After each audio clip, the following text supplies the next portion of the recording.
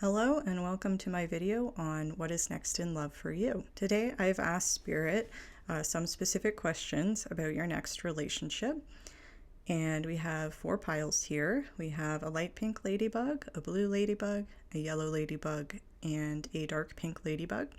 So just think about it for a moment and pick whichever pile resonates the most with you. And I did want to also say at the beginning of this video, I am getting over a cold, so I apologize both if my voice is raspy and if I seem a little bit loopy. I have taken cold medicine, and I'm just going to do my best. I also wanted to say thank you to everybody who watched my last video, and I want to give a shout out to Cassie. Your comment legitimately made me cry, just to know that my video connected with somebody. And I hope you're doing okay, and I want to give you a big psychic hug. And so with all that said, thank you for watching, and let's get into your reading today. Hello pile 1, and welcome to your reading. If you chose the light pink ladybug, then this is your pile this is your reading about your next relationship. And I chose a Starseed card that's right here is going to represent the overall energy of the connection of your next relationship. And I thought this one was really interesting. It says the courageous peony, and it says multifaceted, unique nature, let yourself be seen. And I do want to read a passage from the book about this card because I thought that it really kind of sums it up what the card means better than I think I can paraphrase. So the passage is, the courageous peony is here to remind you that it's safe to embody all of who you truly are. It's safe to share your voice and let yourself be seen. At first it may feel uncomfortable and you may be afraid of what others think, but with each passing day it does become easier. Little by little you realize that it draws in those who are meant for you, and experiences you've been longing for arrive at your feet. So I thought that was a beautiful message. I do think peonies are beautiful, and I really like this card. And it does also mention, I think the whole meaning of this card is just it's a courageous peony. The peony is being courageous by embracing the flower that they are. And there is, the card does talk about, the peony doesn't compare itself to a cherry blossom, and the cherry blossom doesn't compare itself to the tulip. And they all just bloom when they're meant to bloom, and they bloom the way that they're meant to bloom, and they're all beautiful. And so this might seem like an odd card to represent a relationship with somebody else, because it seems like the message here is to really embrace who you are, and it's about self-love and self-acceptance. However, I think that does apply to this relationship, whatever it is, because this is Spirit's way of saying that this is either going to be the energy that you're bringing into the relationship, or this is going to be maybe a lesson that this relationship is going to help teach you. It's going to help you embrace who you are. So pile 1, for the first part of your reading, I decided to pick 2 animal medicine cards to represent you and the other person in this connection. And depending on the circumstances in your life, you might identify more as the squirrel person here, or you might identify more as the opossum person here. And I'm going to describe the current energy of both people in this connection being clarified by the 3 tarot cards on either side. I do want to apologize if it's a little bit confusing to see everything. I'm trying my best to get everything in the shot and set up the camera in a way that makes sense, but I'm still learning, so please be patient with me. So for the squirrel person, the squirrel's keyword is gathering, because it's based on the idea that a squirrel gathers acorns and different types of nuts for the winter. They're gathering the resources they need to sustain them during a period of time when they won't be able to gather resources, or during a time when they don't have access to gathering those resources. And that's a positive attribute. The squirrel is a planner. They're an organizer. They're saving money for a rainy day. They're always prepared. They're kind of like the Boy Scout of the animal kingdom, or at least of this medicine card deck. And that's what I really like about the squirrel energy. The squirrel is kind of like the mom friend. They always have water for everyone. They make sure everyone's being taken care of. They'll make sure that you have the bus fare you need to get home. Just very on the ball, and very concerned with always being prepared for times in their life when they might not have access to gather the acorns that they need, so to speak. And I think that what is interesting is the angel number 26 can talk about needing to have faith that you're going to be provided for. And I think that message is really reflected in the tarot cards that came out for this person, because we have the Magician in reverse, the Four of Pentacles in reverse, and the Ace of Swords in reverse. And so there is this is describing this person's current energy. And there is a message here that, although yes, it's a positive thing to be prepared for the future, with all of these cards in reverse, there's a message from Spirit here that this energy has become unbalanced in some way. And that might mean that this person is hoarding their resources, or just very afraid to do without. And especially with the Four of Pentacles here, you can see on the card that this person is really holding tightly onto their bag. They have their Four Pentacles, and they're not willing to let go of this bag. And unfortunately, that's leading to a situation where the Magician represents our ability to manifest things. And that can be on a spiritual level in terms of the energy that we're putting out into the universe and attracting the things into our lives, the things that we want into our life. And it can also be talking about just needing to take the practical steps towards getting the things that we want. It can be like a more practical interpretation that we're blocking our ability to bring the things that we want towards us. Again, that can mean in a spiritual way, and it can mean in a practical way. For some reason, we are not moving towards what we want, and we're not attracting it towards us.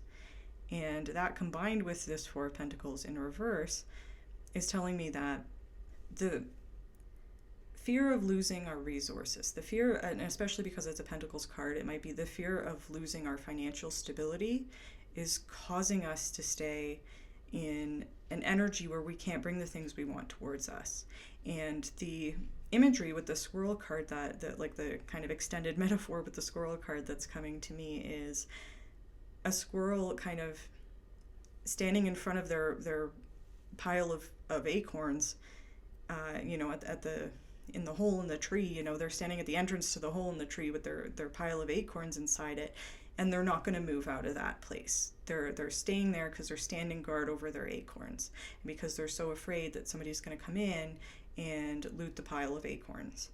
They're unwilling to move out of that pile, or out of the doorway. They're not willing to move out of that kind of defensive stance because they're so worried about somebody taking away what they have. And this could be because it's happened before. There could be a message from Spirit, like this could be Spirit's way of confirming, like, yes, you might have suffered financial trauma. You might have had times in your life where you didn't have the things that you needed, where you couldn't provide for yourself or other people. Maybe other people couldn't provide for you. Maybe they couldn't, or maybe they didn't. But for whatever reason, you've had experiences in your life where something has happened that has caused you to never want to go back to a place where you didn't have enough.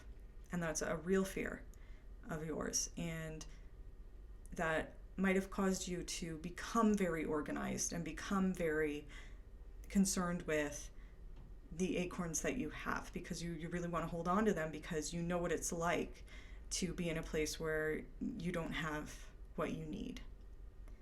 And so, for the record, it's okay to feel like that, especially if it's something that you've legitimately dealt with in your life. It's okay to have developed the skill of always being prepared. That's a good energy. It's good to be prepared for things. It's good to save for a rainy day. It's good to keep track of the resources you have. However, with your tarot cards, I think this is Spirit's way of saying that you might be taking it to a place where You're not willing to, you're so afraid of losing what you have that you're not doing the things that you need to do in order to bring in more, because you are the magician. The magician, it's reversed. This card, he's reversed on this card, but this is Spirit's way of saying that you have this power. This power is here, but it's being blocked. It's currently being blocked by your fear of lack. Your ability to, as I said, I know I'm repeating myself, but it's your ability to bring the things that you want into your life is currently being blocked by your fear of having to let go of what, or someone coming to take what you have.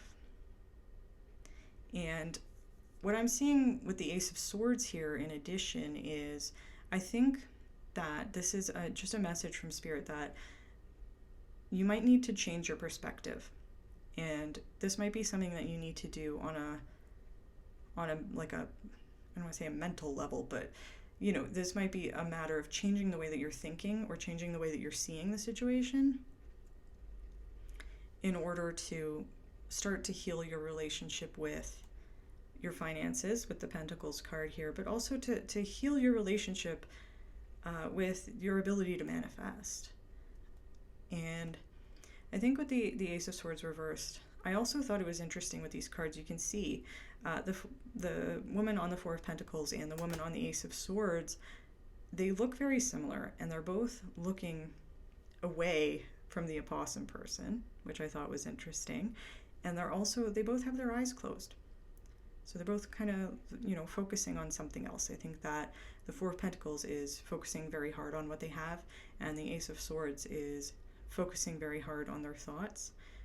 And this is saying that because their eyes are closed, I think there's a message here that maybe you're not really taking a realistic look. Maybe you're letting your fear of lack or your fears about the future hold you back in some way. And I hope that's helpful. I feel like I've been rambling, so I apologize. I did mention that they are facing away from this opossum person in their cards, and I thought that was interesting because what I'm hearing with this is that if you identify with the squirrel energy, maybe you're not looking for a relationship right now, or maybe you're so focused on your security and the things that you're thinking about, the thoughts in your head, that this relationship is not coming towards you right now because you're in this energy, if that makes sense. And I think especially because I mentioned the angel number 26 can be about having faith that we're going to be provided for, I do take this as a confirmation from Spirit that it's okay to let go of your bag. It's okay you don't need to hold so tightly to it. And I don't know, I'm not a financial advisor, so I don't know if I can give practical advice, but what I'm seeing with the Ace of Swords in reverse is that you do need to shift your perspective in some way because your thoughts here are also holding you back. This is an ace card, and aces are about new beginnings, and so there might be some new cycle, a new way of thinking that's going to start a new cycle of your life that it wants to start, but because of this Four of Pentacles in reverse, your magician powers are being blocked. You're not stepping into your power here. And I think with the Ace of Swords reverse, it's because of the way that you're thinking about the situation. And there's a message from Spirit that you're going to be provided for. So it's okay to evaluate how you're feeling about your stability, because this is a confirmation from Spirit that you're not going to go back to a place where you didn't have your Four Pentacles. You're not going to go back there. And it's okay to kind of let go of control just a little bit and reevaluate your relationship with money. And maybe it would be useful to speak to a financial advisor, or maybe there are practical steps that you can take to make sure that the resources you have are safe, while at the same time not being so concerned about it that it's either consuming your thoughts or preventing you from taking steps towards bringing more pentacles in, if that makes sense. So that's what I'm seeing with the squirrel's current energy right now. And we also have the opossum here. And I think that the opossum person, this is also an interesting energy, that both people in this connection have an interesting energy, and I could identify with both people. And again, whichever energy you identify more with is probably your energy, and then it would be the other person would be the other energy. Like if you identify as a squirrel, then the opossum is this person in your next relationship. If you identify as the opossum, then it's the squirrel that's going to come towards you. So just take it how it resonates. And if you find that you don't identify with either of these energies, that's okay. There might be messages for you in a different pile. So we have the opossum, and the key word for the opossum is diversion. And this is referring to the opossum's ability to play dead to avoid predators. And I thought that this was interesting because this is, again, none of these medicine cards are negative or positive. They don't, there's no judgment attached to either of these cards. It's a good thing to keep on top of your resources in the squirrel energy, and it's a good thing to adapt to a situation in order to survive. If that's what you need to do in a situation, that's not inherently bad. If it's necessary, it's absolutely a great thing, and it's a way for spirit to recognize that sometimes it takes bravery to do the things that we need to do in order to survive a situation, especially if we have quote unquote predators in our life. And that's a positive thing. It's not a bad thing. And so we have the opossum. Oh, I wanted to mention the angel number 23 can be about listening to your instincts, having faith in the universe, and pursuing your goals. So I did think it was interesting that both the number 26 and 23 do have like a having faith kind of message. So there might be kind of a mirrored energy there. And the opossum's current energy is being represented by the Five of Wands in reverse, the Two of Swords, and the Ten of Pentacles. And I thought that this was interesting. We have the Five of Wands, which when it's upright, it's usually talking about like a healthy competition. I know it's reversed, but if you can see the figures on this card, they're kind of each climbing a lattice, and it seems like they're each trying to get to the top. And I think that they're having a friendly competition. And when this energy is reversed, it can mean that maybe we've taken our competitive energy a little bit too far, or we've decided not to compete at all because either we have low self-esteem and we think that we can't keep up, or maybe because it's not worth it. And so I think that there's maybe a dual message here, which obviously only take what resonates. This can be either someone who's very combative in like a negative way and might be willing to be so competitive that they're climbing over other people to get to where they want to be. Or it could be the energy of somebody who is so conflict avoidant that they're not willing to climb the lattice at all, even though that might benefit them. Whatever it is, it's an imbalanced energy for this person right now. And then we also have the Two of Swords. And this card, for me, usually talks about needing to make a decision or a choice between two things and being confused. As you can see in the card, this person has a blindfold on. And so, again, there can be a dual message here. The blindfold can just represent, that you are confused about what to do next. Like you can't clearly see which way to go. And it can also be because ravens specifically are a spiritual messenger. There can be a message that it's important to listen to your instincts in this situation. Like it's important to stop trying to make a decision based on logic, and it's important to start listening to your gut feelings here, because you're wearing a blindfold. Like you have to kind of feel your way forward, and this could be Spirit's way of encouraging you to ask them for help. Ask the universe for help, and then listen to and take heed of whatever signs and symbols you get back. I also wanted to point out, I love these cards. This is my favorite deck. I also wanted to point out that the person on this card is blindfolded, but they are looking at the squirrel person. And I thought that was because the squirrel person's not looking. Their eyes are closed, they're looking away, the magician has a hood up, they're not looking. Whereas the opossum person is facing the squirrel person, but they're wearing a blindfold. And so I thought that was interesting. And this might suggest that, to me, I am kind of getting the vibe that you two might know each other already. This might be somebody that you already know, or this might be somebody that you have a past connection with. This might be a karmic connection. Just throwing that out there. But either way, if you do already know this person, there might be a message here that this person is either looking for a relationship and hasn't spotted you yet, or maybe they're looking towards you, but they're not clearly seeing who you are. I just thought I'd throw that in there if that resonates with somebody. Now, the last card we have for the opossum person is the Ten of Pentacles. And the Ten of Pentacles in this situation, I think, might be, if you resonate as the squirrel, might be a clue as to who this person is. Because people with the Ten of Pentacles energy tend to be extremely sorry, I just knocked the table. They tend to be very financially stable, very to the point of being wealthy.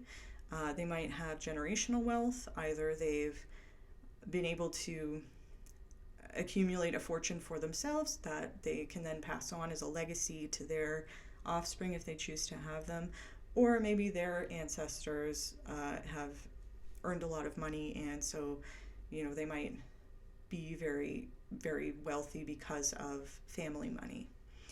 The Ten of Pentacles also does represent family. It represents being very financially abundant.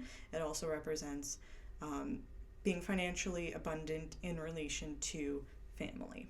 So this person, there's a message possibly that this person has children that they're trying to provide for, or they're just interested in and able to support a family, even if that's only the two of you and some pets or whatever, whichever situation applies to you. Maybe you don't want children, that's okay. This might just be, if you identify as the squirrel, this might be Spirit's way of saying there's somebody that's going to come in who has a lot of money. And I would say, if you do identify as the squirrel, because we have the Five of Wands in reverse here, there might be a message to be cautious, because this person might come in with all of their pentacles and might come in with a message that I can take care of you financially. And I feel like I just want to put that out there, that to just be aware of that. That might not be the right mindset to enter a relationship with. So I'm throwing that out there if you needed to hear that. Otherwise, I'm getting a message, if you do identify as the opossum in this situation, that you might have your financial abundance, even if it might not be that you have like hundreds of millions of dollars and a huge mansion and all the material. It might not be to that extreme level. It just might be to the point where you're financially stable. You don't have to really worry about money. And there could be a message here that you have your financial, you have your Ten of Pentacles, and maybe now you're searching for your Ten of Cups. Maybe you're searching for your emotional fulfillment. You have your material abundance, and now you're searching for your emotional abundance. So that might, if that resonates with you, take it. If not, don't worry about it. So we are going to move on now. I'm sorry if you can hear my cat. He decided to join us. We are going to move to the second part of your reading now, which is going to talk about just getting into more detail about this relationship itself, and then some advice from Spirit. So pile one, welcome to the second part of your reading. I do want to apologize again. I am trying to fit all the cards in, and I don't have the best filming setup, so I'm just doing my best. So hopefully you can see the cards, and I will go through and talk about each card. So and explain kind of what they mean. So I'm going to start with the tarot cards. And so the first two cards we have here, I asked Spirit about the energy that you are going to be in when you meet your person. So it doesn't matter if you identified as the squirrel or the opossum in the first part of the reading. Either way, this is going to be the energy that you are in when you meet this person, or if you already know this person, this is going to be the energy that you're in when you come into contact with them again. And so the cards we have here are Strength and the Five of Wands upright. And so I just want to point out, this is a lot of fire energy here. Strength is often associated with Leo, which is a fire sign, and then the wand suit is associated with fire. And so there's a kind of a fiery energy that you're in when you meet with this person.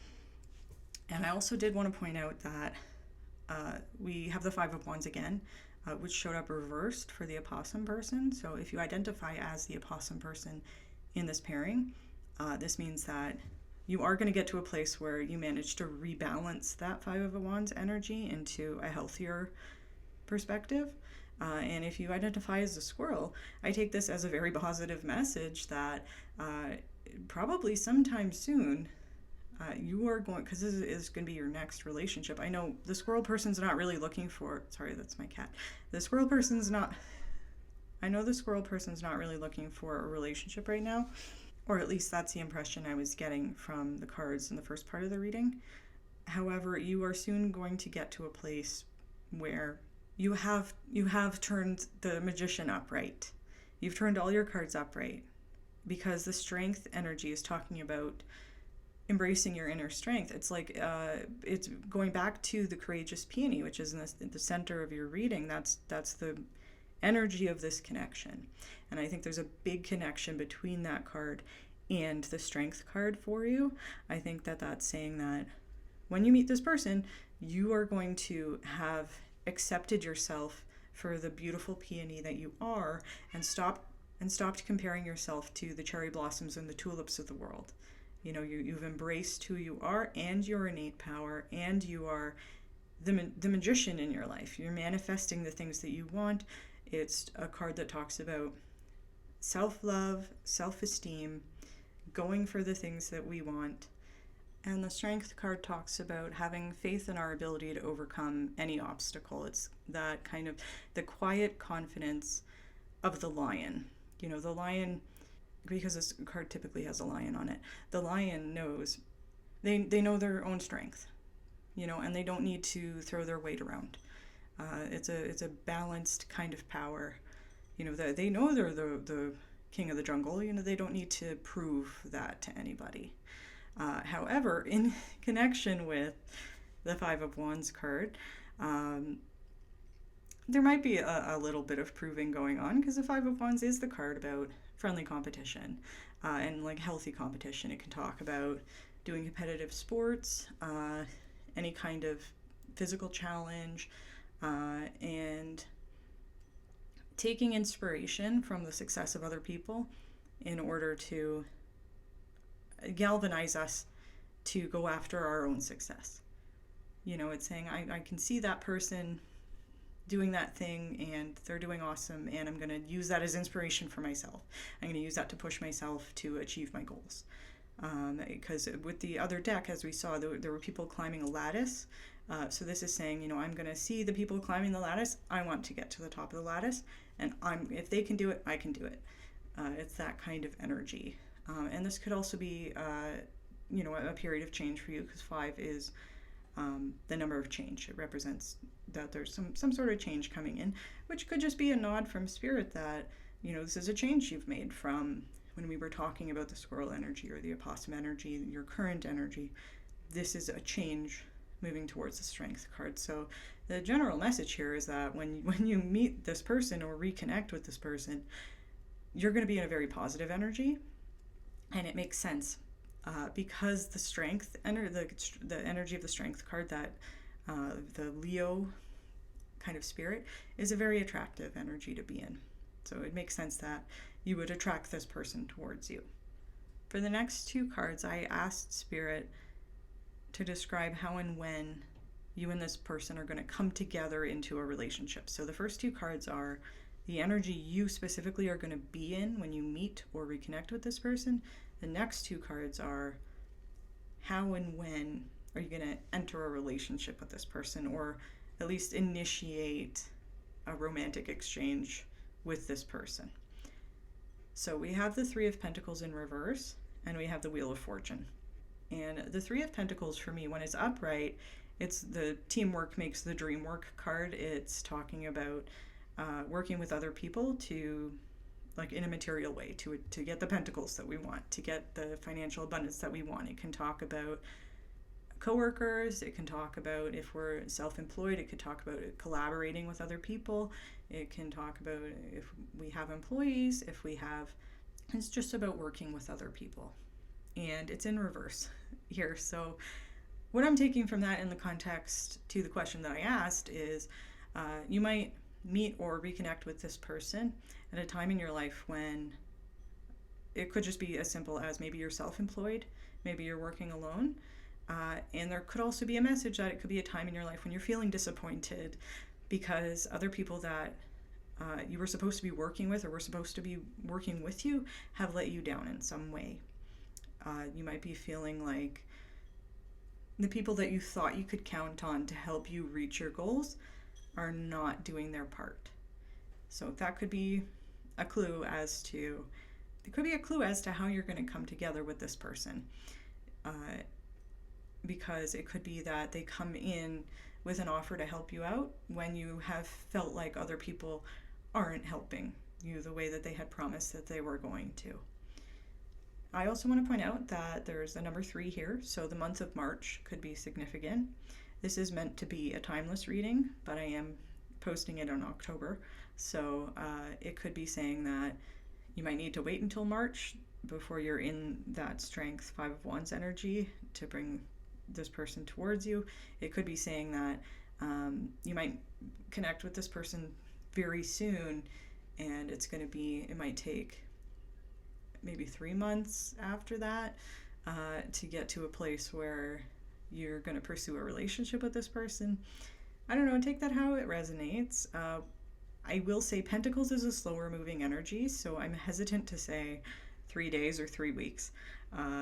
I'm seeing like at least 3 months, especially if you resonate as the squirrel person. I think it might take a while for you to get to a place where you even reconnect with this person, just because there's a lot of energetic work that I think Spirit is calling you to do before you get to that place.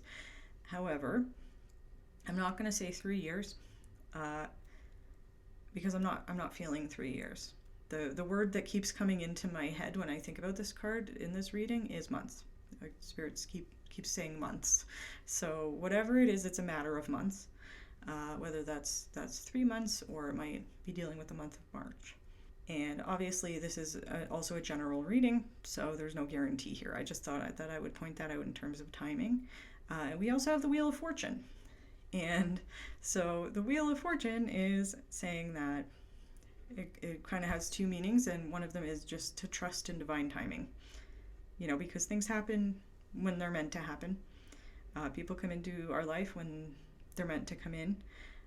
And although that is the case, you also have free will. There's a reminder with this card when it shows up that you have the ability to either bring this connection to you sooner or later, depending on the choices that you make and the choices that the other person makes, because they also have free will also determine the outcome here. However, there is an underlying message that regardless of whatever choice we make, things happen when they're meant to happen, and they happen how they're meant to happen. And so this could also just be a message that, there might not be a time estimate here that is accurate, because it depends on what you do. It depends on what this other person decides to do. And there could be an additional message or a confirmation here that this might be a karmic connection, right? This might be coming towards you because there's a lesson here that needs to be learned that might be connected to the courageous peony, and that's being confirmed for me by the next 2 cards here. With these 2 cards, we have the King of Cups in reverse, and we have the Nine of Swords. And I want to say the question I asked was, can you give me information on how this relationship is going to be? And so I don't want you to panic. uh, Although I feel like I have to be real with you here about what these cards are telling me, and then I'll give like a positive spin on what I am seeing here. However, I feel like with the King of Cups in reverse, regardless of whether you identified as the squirrel or the opossum in this connection, I see this King of Cups in reverse as the other person. Whoever's coming towards you is being represented by this King of Cups in reverse. And so what that's telling me is this person is pretending to be the King of Cups. That's the message that I'm getting in my head about this. That's the message that Spirit is relating to me. This person is pretending to be coming in with everything that you want. They're pretending to be a king. And they're not. So when the King of Cups is upright, that's somebody who is very emotionally mature, has a very high emotional IQ, is really connected with their feelings and is not afraid to communicate them, and is interested in having their own emotional needs met and in meeting the emotional needs of other people. And he's in reverse. So this person that you're dealing with, this can be a warning from your spirit guides that the person you're dealing with is not acting in good faith. They're emotionally immature to the point of being possibly dangerous. This person is not above using manipulation and emotional blackmail to get you into a relationship and to make you stay in the relationship. And if you already know this person, there's a chance that you don't really know them and you've only seen their very best side because that's what they wanted to show you. And this person knows how to manipulate people. They know how to tell you exactly what you want to hear and how to pretend to be the King of Cups. There's also specifically a warning when this card comes up. You can see the figure on the card. He's downing a drink. There's a warning here about this person possibly being involved in substance abuse. I feel the need to say that. As somebody, I myself am a recovering addict. So I'm not going to judge anybody who struggles with addiction. However, this card showing up in this way is specifically communicating to me that this person is not interested in getting better. They're not interested in getting treatment. They're not interested in abstaining and working on themselves and getting into recovery, if that's something that they're dealing with. They might, if you get into a relationship with this person, they might make promises that they're going to work on it, or they're going to get better, or they're going to go to meetings, or I'll stop, I feel so bad. They don't mean it. They'll say whatever they have to say to get you to get off their back about it, but they're not interested in changing their behavior. I also, if this is the real talk interpretation, I need to also mention that this person is going to do whatever they want in this relationship. They will cheat on you, they will lie to you, and they're going to try to control you, possibly to the point of being abusive and specifically emotionally abusive. So that's the real talk with this king here. They're passing themselves off as a king, which, if this is the squirrel person, then they're secretly very insecure and they're overcompensating by being emotionally manipulative. And if this person is the opossum in your connection, then they might shower you with gifts and might try to impress you with their financial abundance. They might also, specifically, if you're in the energy of the Four of Pentacles in reversed and this person has a Ten of Pentacles, they might come in and manipulate you, use that to manipulate you with promises of taking care of you financially, but they're not acting in good faith. They might take care of you financially, but they're not going to meet your needs emotionally. And that card, that interpretation of this King of Cups is being supported by the fact that we have the Nine of Swords here. So the reason why I'm giving such a harsh warning about this King of Cups card is because the Nine of Swords is about anxiety, it's about sleepless nights, feeling trapped in our thoughts, having dark thoughts, feeling lost and hopeless and depressed. And it's showing up here in relation to this King of Cups reversed. So I want to emphasize, I'm not trying to be a downer. I think it's just really important that you're watching this reading today, because this might be your spirit guides taking the opportunity to warn you that this person might come towards you and that they don't have good intentions, and it might lead you to a situation where you're trapped in a really dark, anxious time that, it might lead to a situation where you're being emotionally abused and manipulated, and it's causing you to spiral. So if this person does come towards you, please don't ignore any red flags and use your judgment, because you will be in a strong, fiery, assertive energy when you meet them, and you have the opportunity. I think this is why the courageous peony is coming up as the overall energy of your connection.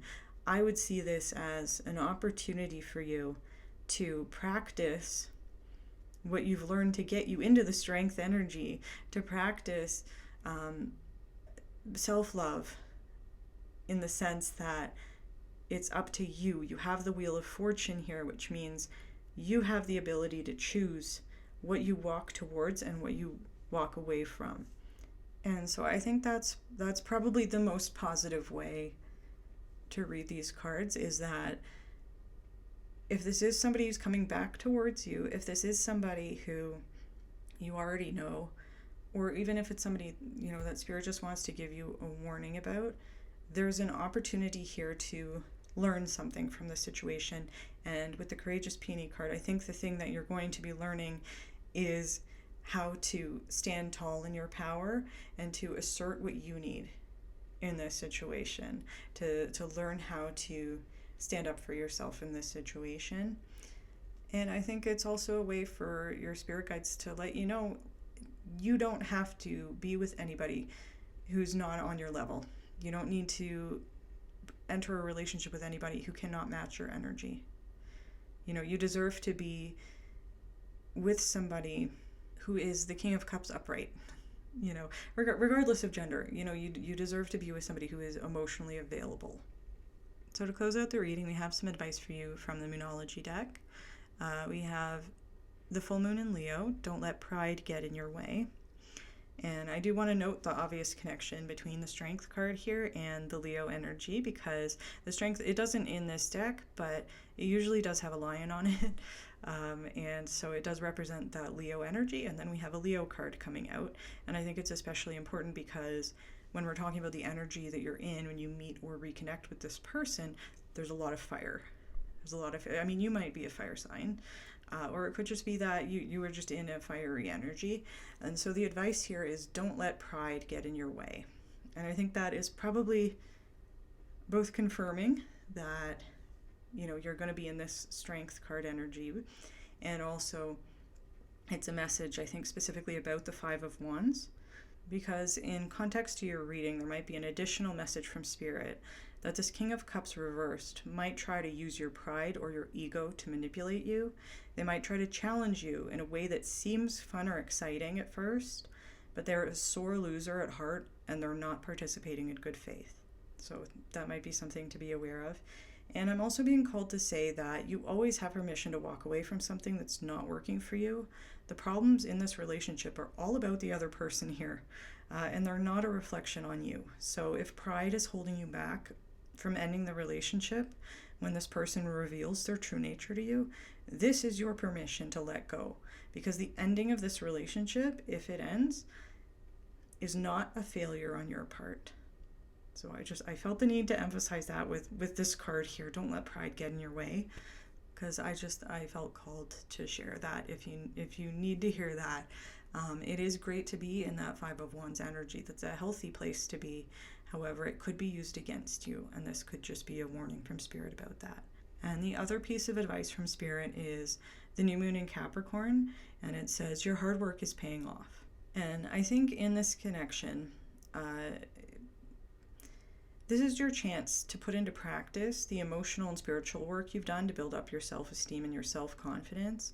And it's a chance to assert your needs and desires in this relationship and to give a big middle finger to anybody coming towards you who has bad intentions or is trying to dim your light.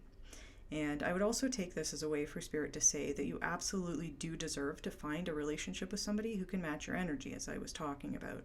Because the energy of the Strength card is very attractive, and you will not have to wait long for somebody else to come along and for a relationship where you both treat each other with the respect that you deserve. So don't sell yourself short.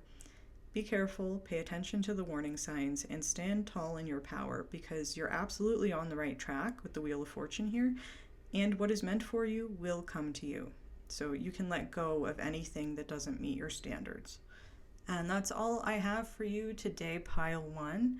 I hope that was helpful. I know that sometimes Spirit, especially my spirit guides, they'll tell me what I need to hear instead of what I want to hear. So I think that your reading today is just a message from Spirit just to be careful.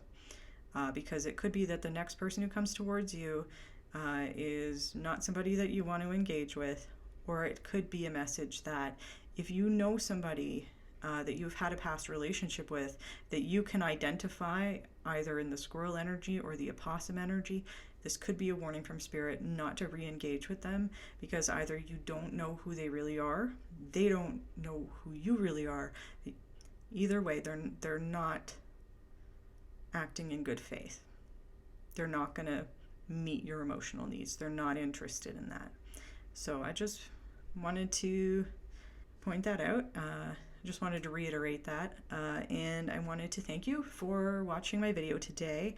If you liked this reading and it resonated with you, please give me a like. Please comment down below if you would like to do so and let me know how this reading was for you. And you can subscribe because I will be posting many more videos. So thank you for watching, Pile 1. Hello, Pile 2, and welcome to your reading. If you chose the blue ladybug, then this is going to be your reading today about what to expect in your next relationship. So I pulled a Starseed card that's going to represent the overall energy of your connection, and just going to give us kind of like an overview of the way this relationship is going to be and maybe some potential lessons that we're going to learn from it. And the card that I pulled for you is Weight of the World, and it says, boundaries, let it go, it's not yours to carry. And this card reminds me a lot of the Ten of Wands, which shows up when we're being asked to lay down our burdens and take care of ourselves. And there's a passage from the card that from this card, the Weight of the World card, that I want to read you. And it says, you don't need to carry it all. You're no good to anyone if you're running on empty and bogged down by the weight of the world. This card is a reminder to look after your own well-being before anybody else's, to stop carrying the world's problems on your shoulders, to put on your own oxygen mask first. And so I can understand why, if you're doing a relationship reading and the Weight of the World card comes out, that might cause some concern. However, I do want to say that I think that this card actually has a very positive message, because this card is really just talking about healthy boundaries. And so the way that I would see that in relation to your next relationship is a way for Spirit to let you know that this relationship is going to be a healthy relationship, because it's going to come into your life at a time when you've learned how to set and enforce healthy boundaries. And it's also telling me that this is probably going to be a pretty balanced relationship where both people are showing up and both people are willing to put the work in that they need to put in, and where both people, nobody's expecting the other person to take on more responsibility than their share. So it's like everybody's doing their share. Boundaries, having strong boundaries is so important, especially in romantic relationships. Knowing which things are mine to take care of and which things are yours to take care of, and making space in a romantic relationship for each person to practice self-care is so healthy. It's just fantastic. And so I wanted to put that out there because I think, just if you just take the words weight of the world, it's like, oh no, is this relationship going to be a burden? But I wouldn't worry so much about that, because what I'm getting from having read the context of the card is that this is Spirit's way of communicating. You're actually going to have a very healthy relationship with this person, possibly for the first time. Depending on what your past relationships have been like, this might be the relationship that allows you to put into practice the boundaries that you're learning to set at this current time in your life, if that resonates for you. I also wanted to apologize, Pile 2, that I had to change the filming setup a little bit. The way that I had it with Pile 1 wasn't really working. The wall hanging that I had kept falling off the wall, so I just changed it up a bit. I hope that wasn't too jarring. So we're going to move into the next part of your reading, which is going to be about you and your person and your current energies. So Pile 2, again, I apologize. I don't have the best filming setup. I've tried my best to fit all the cards in a way where you could see them all. And I do want to explain the setup that I have here. So we have these 2 animal medicine cards, and the way that I've set this up is that each animal represents a person in this connection. So one person is going to be represented by the horse, and the other person is going to be represented by the wild boar. And I'm going to explain what these cards mean, and it's up to you to decide, which energy you resonate with more. And if you find that you're not really resonating with either energy, there might be messages for you in a different pile. But the way that I did this was I did ask Spirit for your energy and then your person's energy. However, I know a lot of the times in these readings, the energy can be mirrored. So I could be talking about you as though you were the horse, whereas you might resonate more with the wild boar, and the other person in your connection could be represented by the horse. So just take what resonates, and let's get on into it. So the horse's current energy is being represented by the Wheel, the Knight of Wands, and the Page of Pentacles in reverse. And the wild boar's current energy is being represented by the Queen of Swords, Judgment in reverse, and the Seven of Wands in reverse. And I'm going to get into what all that means in a second. So we're going to start with the horse, and the key word for the horse is power. And this card is talking about recognizing the power that you have in a relationship, and it specifically references the way that horses were vital to the development of human society. We use them as transportation, we use them when we went out to hunt, and we use them to support us on our farms. And so the partnership between horse and human has been essential for humans' development, right? And so it's important for the horse, in this extended metaphor, it's important for the horse to recognize that they have a tremendous amount of power in that relationship, because without horses, humans would not have developed the way that we did. We really relied on horses for a huge part of our development, and that is what this card is talking about. It's recognizing the power that you have. And I do want to point out that the number 35 can represent positive life changes and using your communication and creative skills. And so I want to share a quote with you from the card, just to give a little bit of additional context of the energy that the horse person's bringing to I'm not saying you're a horse person. I'm saying you're being represented by a horse. You might be a horse person, I don't know.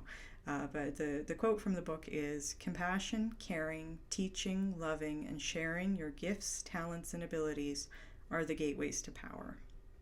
So there is a message here about recognizing the power you have in the relationship, and then understanding that it is our relationship with other people that lets us step into our power, if that makes sense. So in relation to the Weight of the World card in this connection, I see this as Spirit's recognition that you are about to step into your own power, and you've been accommodating of others, perhaps in the past to the point of self-sacrifice.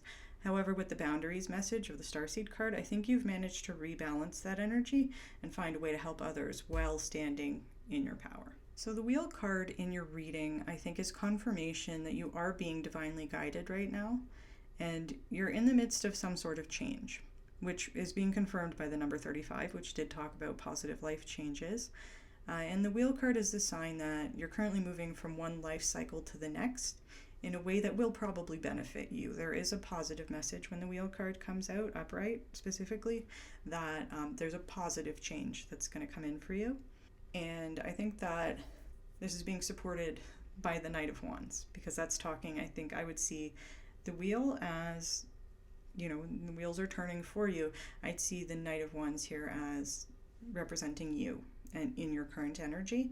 And I also want to point out that it is a Wands card, so you might be a fire sign, or this person, if you don't resonate as the horse, this person might be a fire sign, which is Aries, Leo, and Sagittarius. I also want to point out that there is a horse on this Knight of Wands card, so this could just be confirmation that you're stepping into your power in some way. And it might also be a message to pay attention to horses. They might be significant to this connection in some way, or they may be how your spirit guides try to communicate with you if that resonates for you. And the Knight of Wands brings passion and boldness to the table, and they represent like an exciting new beginning, and taking like an assertive approach to pursuing an exciting new experience. So you may be experiencing a new opportunity or a new person who's about to enter your life, and at this point you might be feeling energetic, enthusiastic, ready for adventure. You're looking for fun. You're not afraid to take calculated risks. You are allowed to you are allowed to take calculated risks, and you're not afraid to at this current moment in time, because you are being divinely guided with the wheel card here.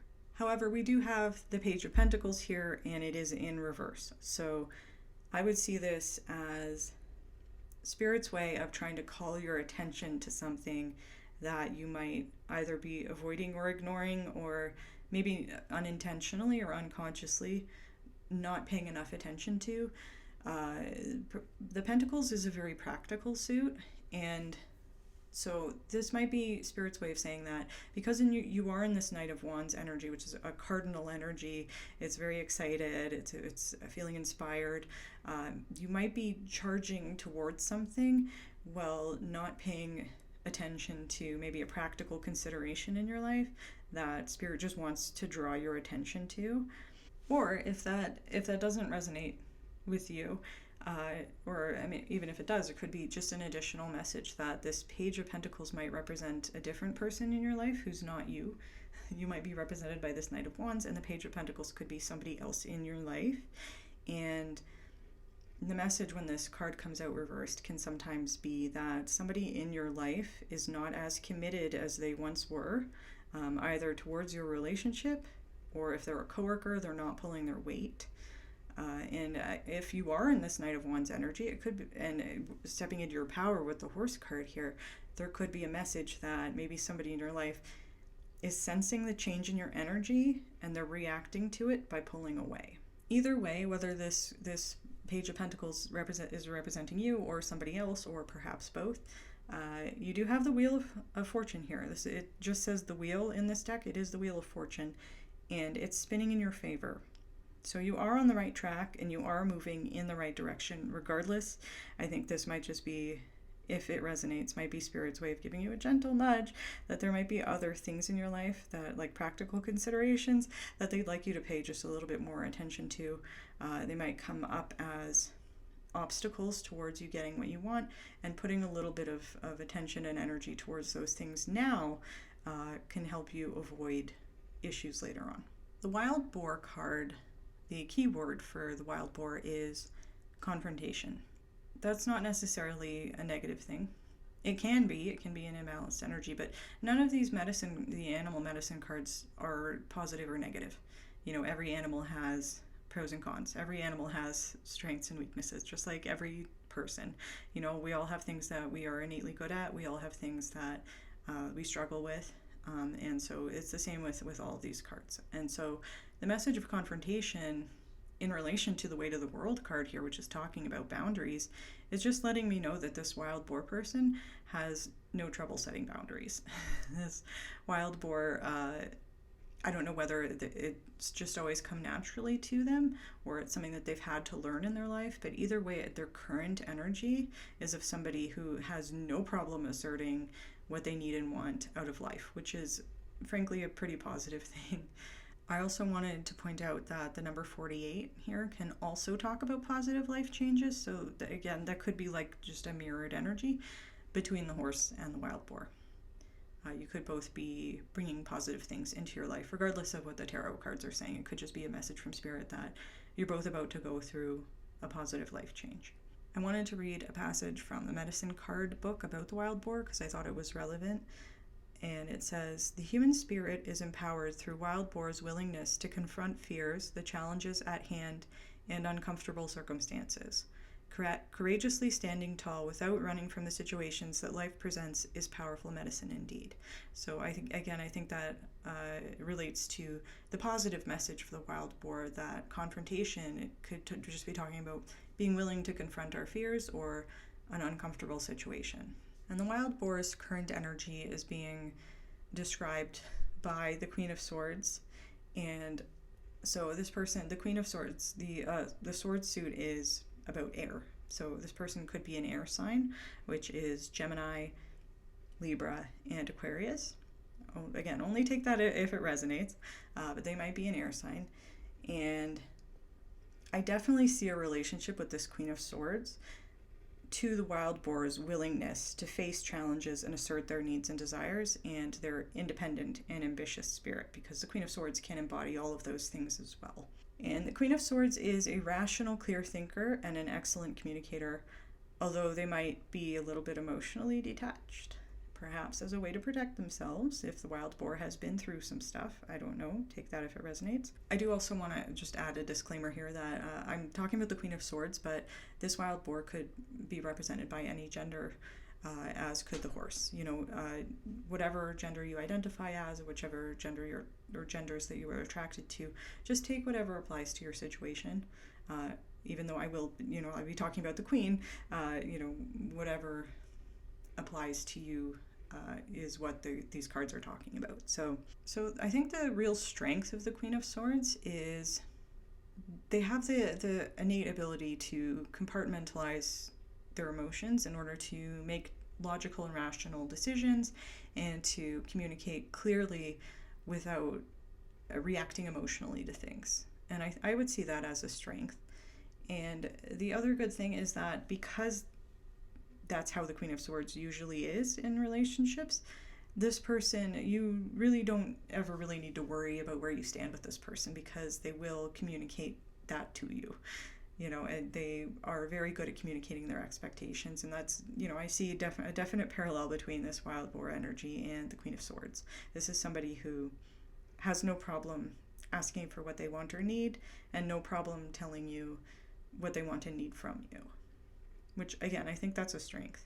And there is also a message, because that's the energy of the Queen of Swords, there's a message here that this person might have had to learn how to be very self-reliant, particularly when it comes to their emotions, and they might be to the point of being guarded with other people, and especially being protective of their heart and an unwillingness maybe to be emotionally vulnerable with other people, especially strangers. And I'm not saying this to call anybody out, I just want to also point out that sometimes the Queen of Swords prioritizes being direct with people over sparing their feelings. So take that if it resonates. This may, if you identify as the horse person, this might just be a clue to help you identify who the wild boar is. And if it's the wild boar, it could just be recognizing that, maybe you've had people who have taken advantage of your emotions or treated you poorly in the past when you were vulnerable, and maybe you've had to learn how to step into your Queen of Swords energy, which is, again, it's not a bad, you're just trying to protect yourself, if that's the case, if that resonates for you.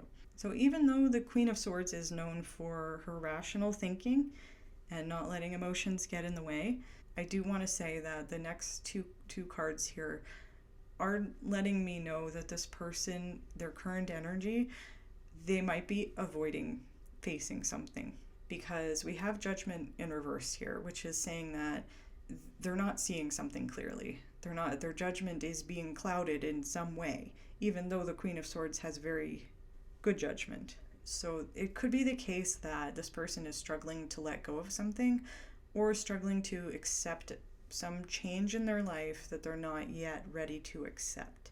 And if that is the case with you and you feel yourself identifying with the wild boar, I do also want to point out that the number 48 was specifically talking about positive life changes. So this could be a gentle nudge from Spirit that maybe you have some change you need to make, and it could just be a confirmation from Spirit that it's okay. It's okay to accept that you need to make this change because it's going to have a positive outcome. It could just be reassurance, is what I'm saying. And then we also have the Seven of Wands in reverse. And I will say, as soon as I saw the Seven of Wands come out here, I was thinking that this explains why this person is in their wild boar energy right now. Because they might be dealing with a situation where they're facing tremendous opposition or pressure from other people, and that's causing them to put up these walls. Or in this card specifically, you can see that this person is sitting inside like a protective bubble. So this could be saying this person has their walls up because they're being attacked. Like, legitimately, there are people or a situation in their life where people are coming at them, and they're trying to stay calm in their bubble. And I do want to say that in relation to the Judgment card, I think that there is a message about this person resisting something, because one of the challenges of the Seven of Wands in reverse is that you might be facing something that is the opposition or the challenge here is much bigger than you anticipated. And there may be part of you that is saying that it might be time to back down and regroup, because it might be becoming clear to you, even though you might not be ready to admit it yet, that there might not be a victory here for you in whatever situation you're in. So if you identify as this wild boar, I think there's a message from Spirit here that it might be time to face your reality, that you might have bitten off more than you can chew in a certain situation, and it's time to take like a hard, honest look at what you're willing to sacrifice to achieve the end goal here. So as I said, the Queen of Swords is not a bad energy to be in. However, with these other two cards here, I'm seeing someone who is determined to see something through, even despite the overwhelming odds against them. And in this specific situation, it's wearing them down to the point where they might be being urged by their spirit guides to walk away and live to fight another day, to put it that way. Again, if that resonates for you. So now we're going to move on to the second part of your reading, where I pulled some cards to talk about specific aspects of your relationship and some advice from Spirit. So here we have the second part of your reading pile too, and I will explain what all of these cards mean. I apologize if it's hard to see the cards. Again, I don't have the best filming setup, so I'm just doing my best. And I'm going to start with the tarot cards here. So the question that I asked Spirit for the first two cards here was, what energy are you going to be in when you meet or possibly reconnect with this person who's going to be in your next relationship? So this is specifically you. So whether you identified with the horse in the first part of your reading, or if you identified with the wild boar, it doesn't matter, because these first two cards are talking about the energy that you are going to be in when you meet or reconnect with your person. And this is just so that you can maybe get like a clue from Spirit about when this person's going to come in. So we have the Nine of Cups here. And the Nine of Cups is the wish fulfillment card. And it brings contentment, satisfaction, and pride. We're at like the number 9 of the emotional fulfillment, which is near the end of the cycle. So we're feeling very happy because our manifestations are finally coming in.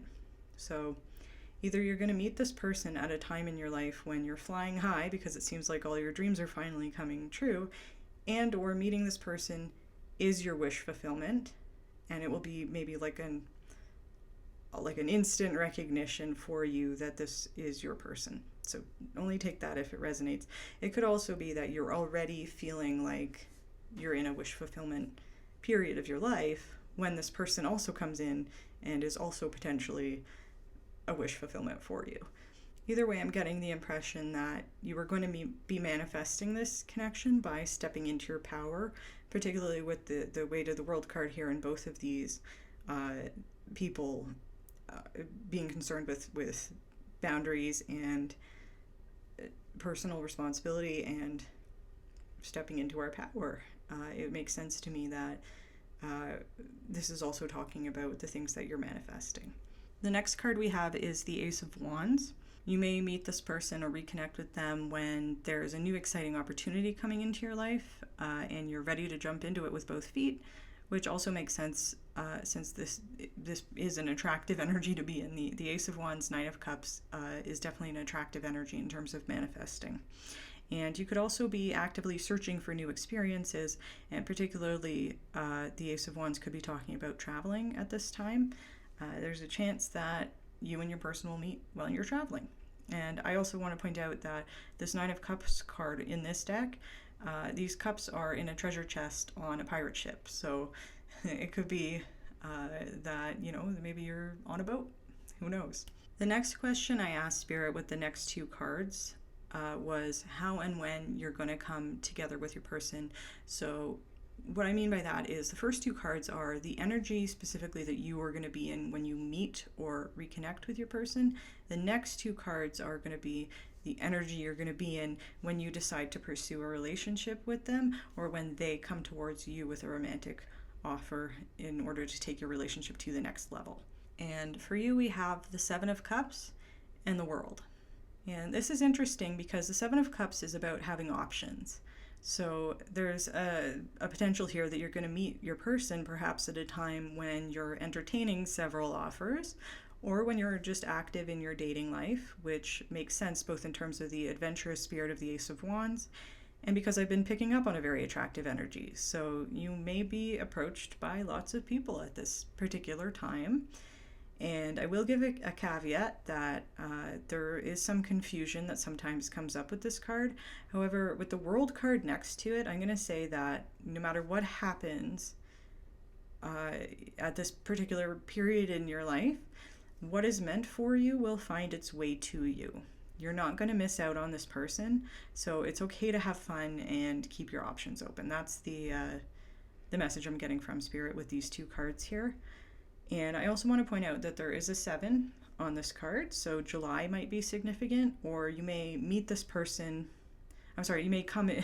You may pursue a relationship with this person either 7 weeks or maybe up to 7 months. That sounds like a long time, so I'm gonna lean more towards maybe like 7 weeks after meeting this person might be when you decide to make a little bit more of a commitment to them, especially if you're entertaining other offers. It might become clear in this 7-week period that this is the person that you've been looking for. And I do want to I'm saying 7 weeks instead of 7 months because I'm feeling that if you resonate with this horse energy, you're already in an energy of attraction. Whereas with the wild boar, you might need more time to get to a place where you're fully open to a new connection, and that's okay. Again, it only take what resonates for you. And with the World card here, given the other cards in your reading so far, I think the World card is saying there may be a good chance you're going to meet this person when you're traveling, especially, as I said, with the Ace of Wands, and or especially in relation to that message, that maybe you and this person are from different countries or different cultures. There might be a long distance aspect to it here, and you might also come from different backgrounds. Traditionally, this card comes up when we're at the end of a cycle, which I was also seeing with you have the 9 followed by the 1. So that could just be a confirmation from Spirit. And it usually means that we have blessings coming in for us as a reward for our hard work. So I see a definite connection to maybe a well-deserved vacation, if that's something that you would be interested in. And I also think that you're going to be feeling very abundant at this time, which will also help manifest this connection. And then the last two cards here, I asked Spirit for some information about what your relationship with this person is going to be like once you do become romantically involved. And the cards that we have here are the Two of Wands in reverse and the Ace of Swords upright.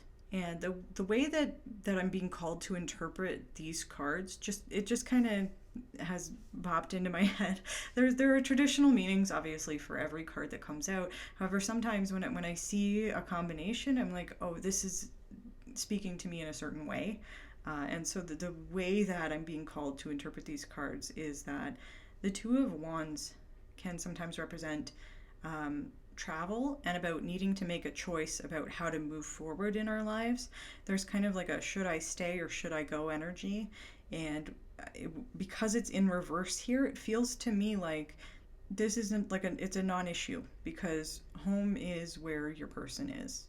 So if there's that kind of like wanderlust, I don't know where I belong, I don't know if I'm happy here kind of energy to the Two of Wands upright, I see the fact that it's reversed here in relation to this relationship as a way of spirit to say, you found what you were looking for in this relationship.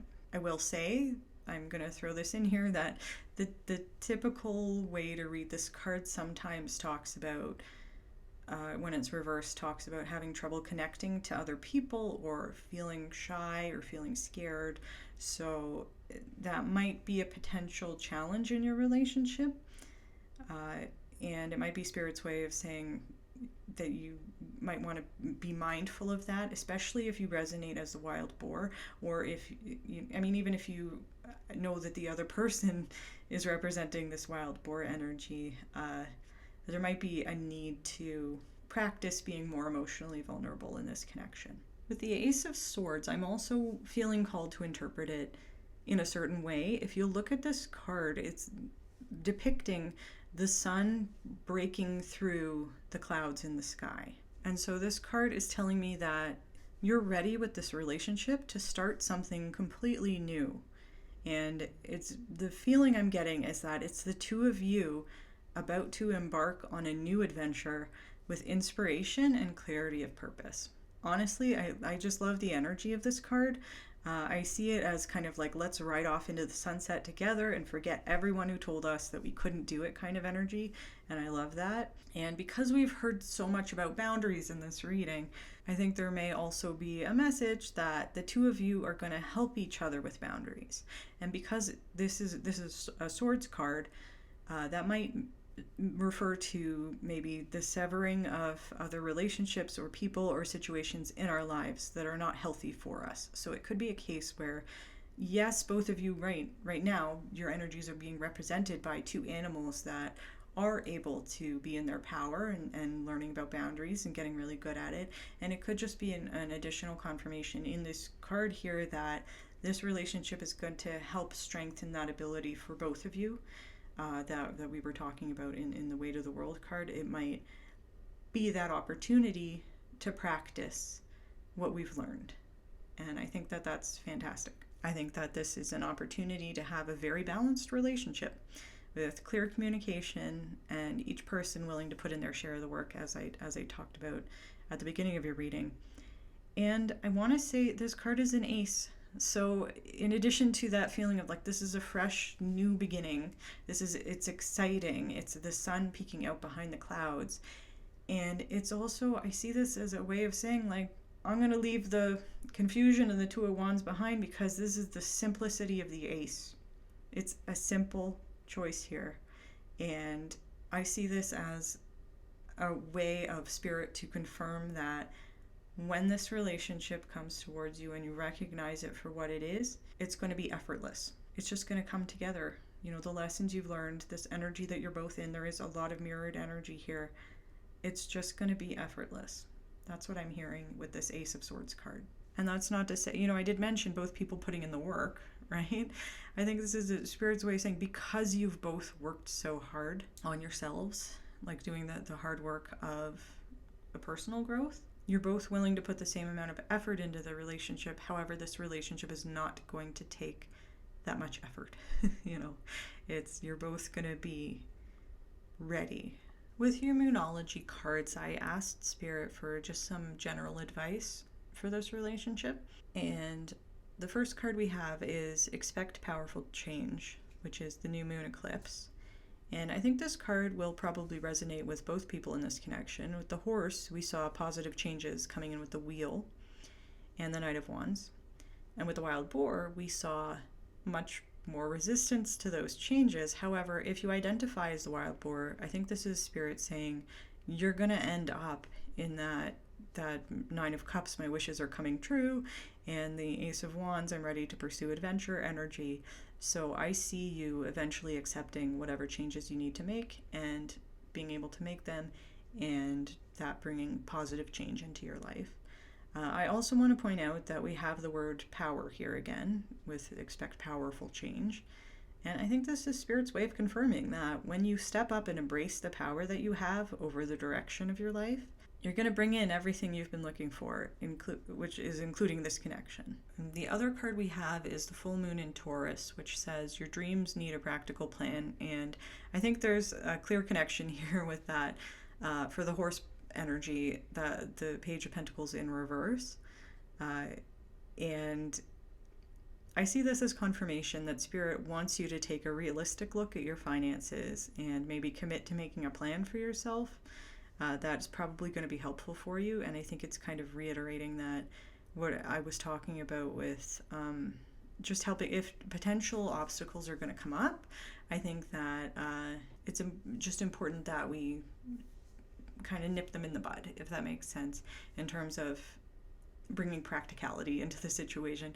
Like the new moon eclipse here is expect powerful like exciting things are happening, and you had a lot of kind of wands exciting energy, you know, and the Nine of Cups, there's just a lot of stuff that's coming in. Your dreams are going to come true. You have the Nine of Cups card here. However, I do think this is just a reminder from Spirit that there are practical considerations in here too, and maybe dealing with them sooner rather than later is really going to help you out, and it might help this connection remain in a stable, steady place. And if you identify as the wild boar, there might be an additional message here for you, just a gentle nudge to do a little bit of soul searching and ask yourself whether you're really being honest about your ability to handle whatever situation you're struggling with, as we saw in your energy at the beginning of the reading. It is okay, like I think there's a message here that it is okay to walk away from something that is wearing you down, and that doing so might move you closer to achieving the outcome you want, because it will be saying to the universe that you're prioritizing your self-care and you're willing to walk away from things that aren't serving you. And that's a very powerful energy to be in.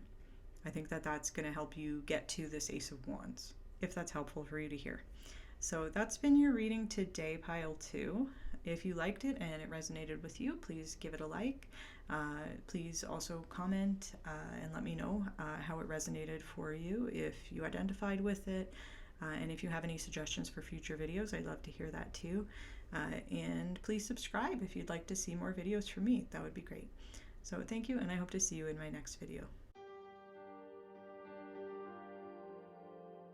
Hello, Pile 3, and welcome to your reading. Today I have asked Spirit for some messages related to your next romantic relationship. And the first card we have here is a card that I wanted to represent the overall energy of your next relationship. The card we have here says, fall into my arms, surrender, holding the opposites, extremes of life. And this card is talking about, I know that the fall into my arms is referring to falling into the arms of the goddess. However, this is a romantic reading, and this card is supposed to represent the energy of your connection with the person in your next relationship. And I do want to point out that there are people on this card. There's a woman holding somebody in her arms, and it seems like they're in like a cave with a lake in it, and they're kind of walking and wading into the water there with someone in their arms. And I thought that was kind of a romantic sentiment. And this card is talking about also about accepting the highs and lows of life as a way of learning valuable lessons. You know, we can't be in the highs all the time, and we're also not in the lows forever. You know, things change. The only constant in life is change. And so when we're going through cycles, I think that this card is just a reminder to surrender to the divine, you know, understand that things happen according to a divine plan. Of course, we have free will. Everyone has free will. There's just a message here, I think, to try and frame the experiences in your life in terms of, at the very least, a lesson that can be learned. So that's just maybe some additional advice from Spirit. And then, as I said, I think the card, if we're just going to take it at face value, is a very romantic message. It's about falling into someone's arms, surrendering to the idea of love and to the idea of this relationship. And I think there's kind of a romantic energy of maybe finding safety in each other's arms, which is very sweet. So pile 3, first I just want to apologize. I did take a break after filming pile 2 because I'm still getting over a cold. So if I'm a little bit woozy or I forget something that I might have done in the other piles, I apologize. And I'm just going to try my best. I do want to get this video out today, so I'm just going to do my best. So what we have here is I have picked 2 animal medicine cards that will represent your energy and the energy of the other person in this connection of your next relationship. The energy you can identify with either animal. So if while I'm describing the frog here, for example, you might find that you do identify with that, and then that means that the moose is going to be the other person in your connection. And if you find that you don't identify with the frog, but you do identify with the moose, then it just means that the frog's going to be the other person in your connection. And if you find that you don't identify with either energy, there might be messages for you in a different pile. And I also want to say, I apologize, I know the angle is a little weird. It might be hard to read some of the cards. I'm trying my best. I don't have the best filming setup, so I just wanted to get all the cards in, and I will explain them all and try to kind of put them in context for you. So starting with the frog energy, the key word for frog is cleansing. And this can be talking about a spiritual cleansing. This might be someone who has a lot of success with, what's the word? What am I trying to say? With doing water magic, in terms of maybe this person will take a lot of like cleansing showers or spiritual baths. They might find that they have a connection to water. And it can also be the cleansing power of tears. So if this person has been doing a lot of crying lately, there is maybe an acknowledgement from Spirit that is a cleansing process. It's healthy to cry. It's healthy to, as a part of processing our emotions, to let ourselves emote and get those emotions out so that we can start to feel better.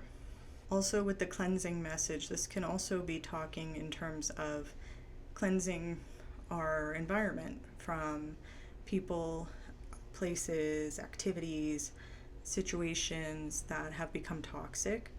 So that makes a lot of sense to me because the 3 tarot cards on the frog side of the reading are representative of the frog's current energy. That's what I asked Spirit for, with 3 cards to represent the current energy of the frog.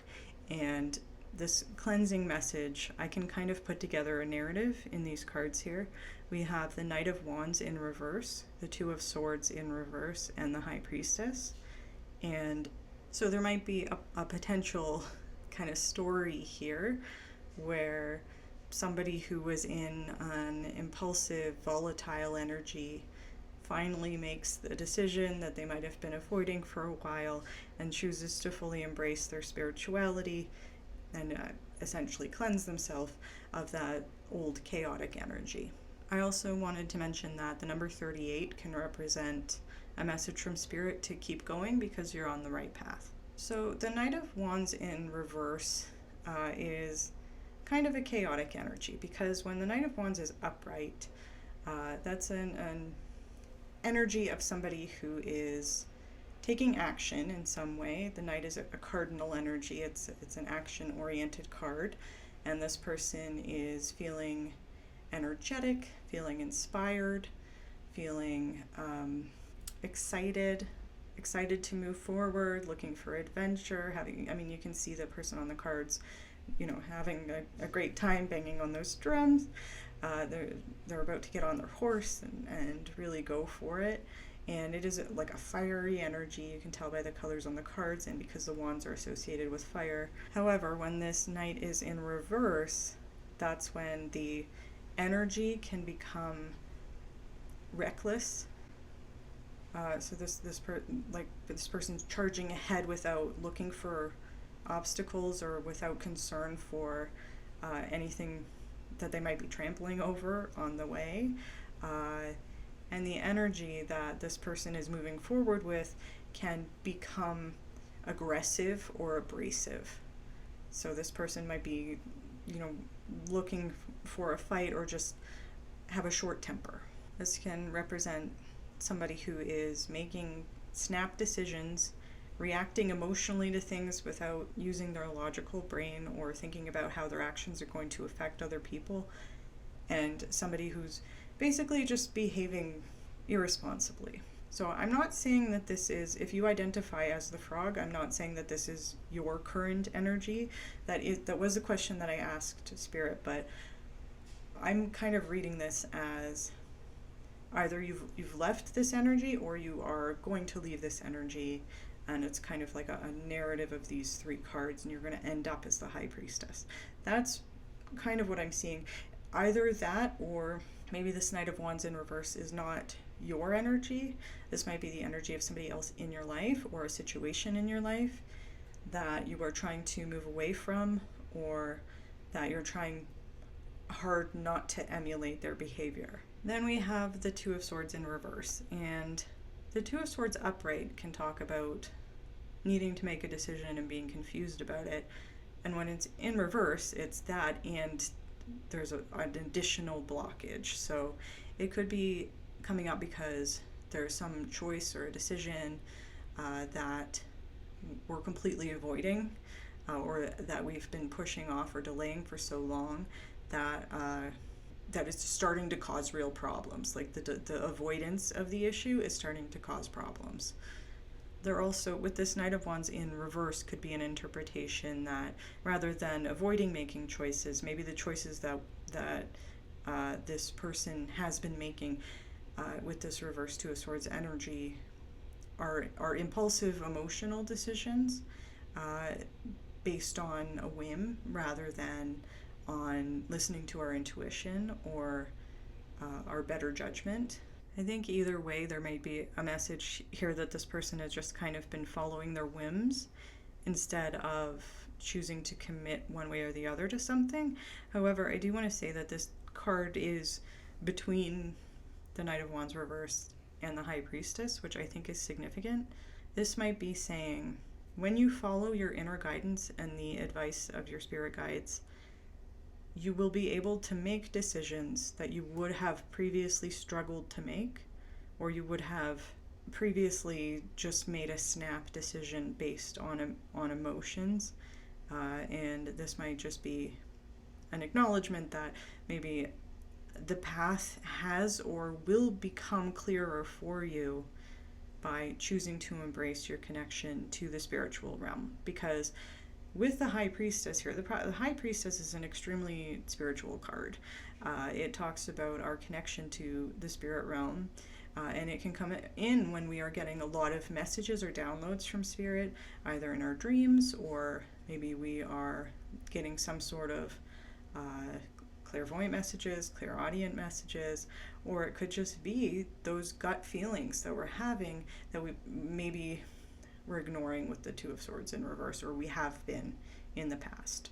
Because the frog energy is here and this card is talking about cleansing, the way that this makes sense to me in this reading is I see this as you being in a place where you've embraced your connection to spirit, and instead of just following the impulsive, chaotic energy of the Knight of Wands in reverse, there's a person who doesn't really have a clear direction and is maybe spoiling for a fight, you're instead choosing to follow the guidance of your instincts with the faith that your spiritual team is guiding you. And this, I would take this as confirmation from spirit that they are, and also as confirmation that you are on the right track. And if you haven't been, it's probably, I would take this as advice to begin meditating. Basically anything that you can do to connect to more to your spiritual side, and to your spirit guides. And so I think of this as either advice from spirit to meditate, to engage in prayer if that's something that works for you, or to do just anything that helps connect you to source, to the universe, and to your spirit guides. And that's it. That's if you haven't already been doing. If you have been doing that, then I would take this as confirmation from spirit that you're on the right track. So keep on keeping on. So that's the current energy of the person who is represented by this frog card. And moving on to the moose, the key word for the moose is self-esteem. The moose knows who they are, they know their value, and they're not afraid to assert that. And I do want to say that the number 11 can talk about enlightenment, and it can also be a message to take action towards your happiness and fulfillment. And I do want to read a passage from the book about this card, and it says, "If you have chosen the moose card, you have reason to feel good about something you have accomplished on your journey. This may be a habit you have broken, a completion of some sort, an insight on a goal, or a new sense of self that you have fought hard to earn. It's a time of feeling harmonious pride and of recognizing those who have aided you in this process." And I think this is interesting and related in relation to the tarot cards here, because I'm picking up on the idea that maybe this moose person has been feeling unsatisfied despite their accomplishments, and feeling like others maybe aren't pulling their weight, especially maybe in a romantic relationship, or at least they haven't been putting as much in. And this can either at work or in a romantic relationship or both. It feels to me like this moose is feeling unsatisfied and perhaps disillusioned because other people haven't been putting as much in as they have. And I'm saying this because we have the 9 of Pentacles in reversed here and the 2 of Cups in reverse. And then we have the 6 of Pentacles. So with the 9 of Pentacles, when it shows up reversed, it can represent the realization that while money can make our lives very convenient, it cannot guarantee our happiness. So financial abundance and material abundance is fantastic. It's great. It absolutely, as I said, it can make your life very convenient.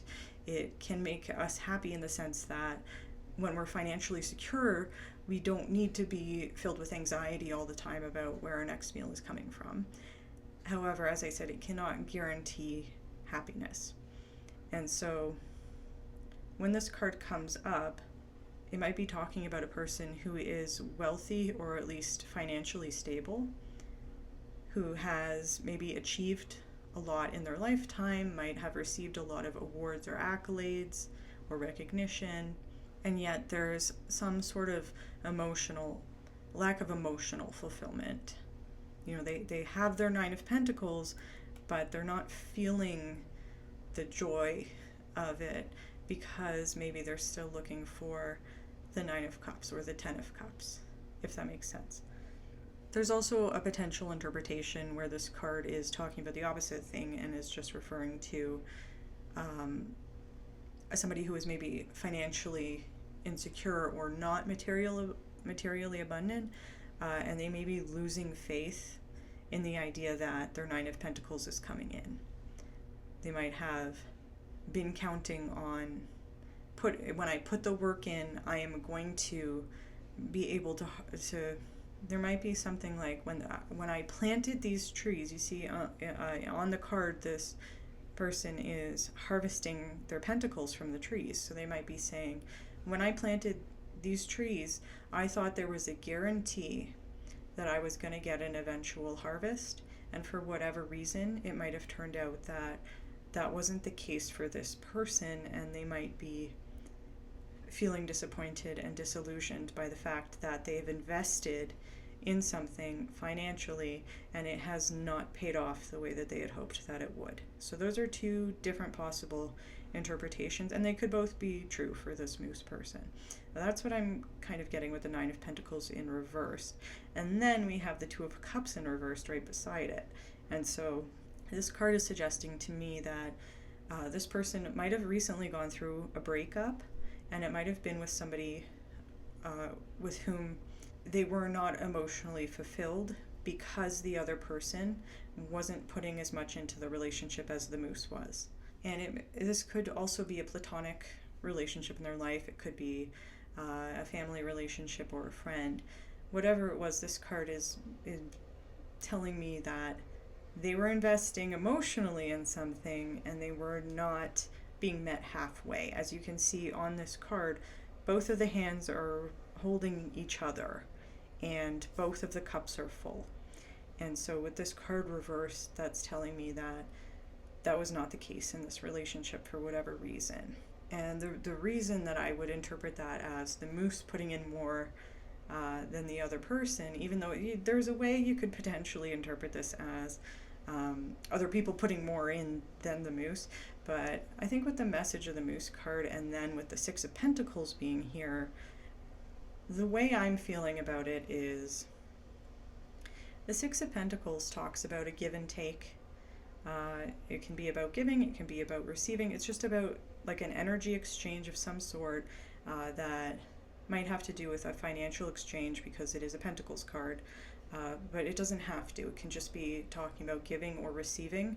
And it can also be an imbalanced energy. So this card can, for example, talk about maybe giving to charity, which is not imbalanced, but it's like an unequal exchange because you might be giving something with no expectation of getting something back, or somebody might have been very generous with you and they have no expectation of repayment, and that's like it's maybe about like doing favors is essentially what I'm saying. So the basic message of this card is about an energy exchange, and there might be an additional note here about an unequal energy exchange, and that is why I'm kind of throwing the idea out there that it seems like this moose person is, with the Nine of Pentacles reversed and the Two of Cups reversed, feeling unsatisfied because there's been an exchange in their life that's been unequal. And I would say that it might be in all aspects. It might be work and an important relationship in their life. And I could see this person starting to, as I said, kind of lose faith in the idea that they're going to find somebody that they can have that equal energy exchange with in the Six of Pentacles card. I also do want to point out a couple of other things. So we have the Nine of Pentacles and the Six of Pentacles, which is kind of an opposites thing because the nine is the upside down six and all that stuff. They were both Pentacles cards, so it is a bit of like an opposite mirror. And I wanted to bring it back to the Starseed card, which does mention opposites. And then I also want to bring it to the fact that the frog and the moose are very different animals.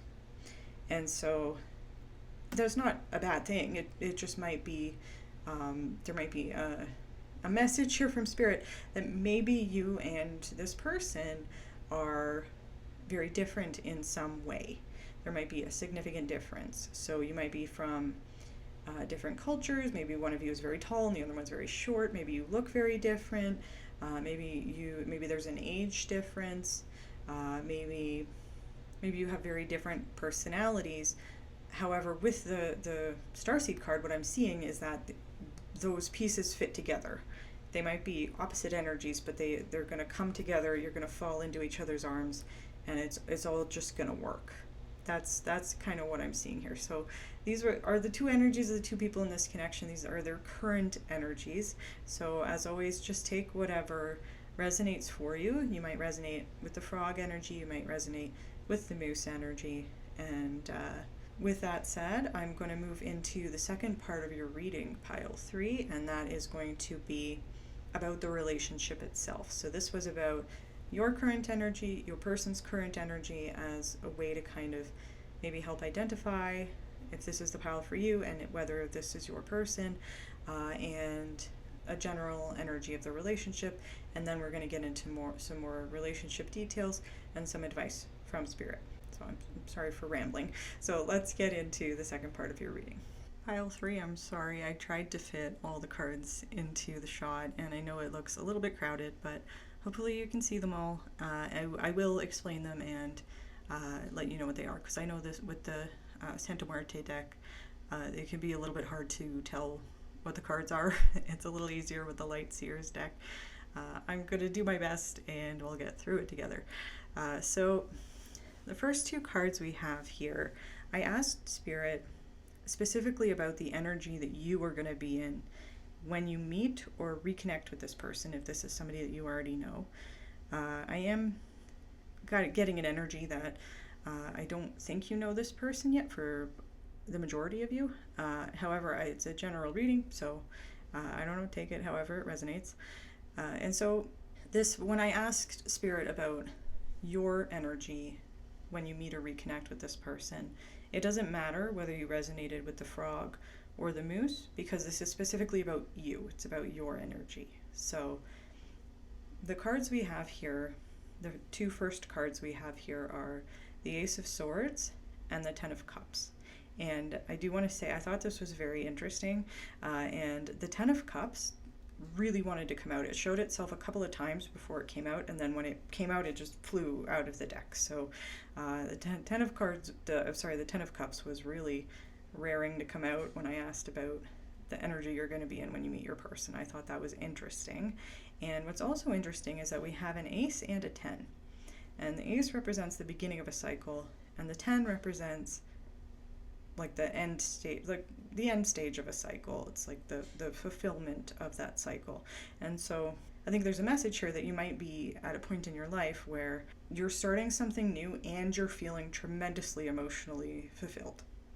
So with the Ace of Swords, I'm being called to say that you're going to meet this person at a time in your life when you're thinking very clearly, because the Swords is a suit of clear thinking and direct communication. And so you're thinking very clearly, and you're able to see through other people's BS. You can just cut right through it with your sword. And so I think there is a message here that when this person comes towards you, you can trust your instincts about them because you're thinking very clearly in the situation. And I also think when you meet this person, you might be at the beginning of a new cycle, and you might have a clarity of purpose. You might know exactly where you want to go, and you might be kind of working on blazing your way through the obstacles, just cutting through them with your sword. And you might be in a kind of a more disciplined energy. You're using your foresight and your clear thinking to make a plan of action on how to move forward. So I hope that was helpful.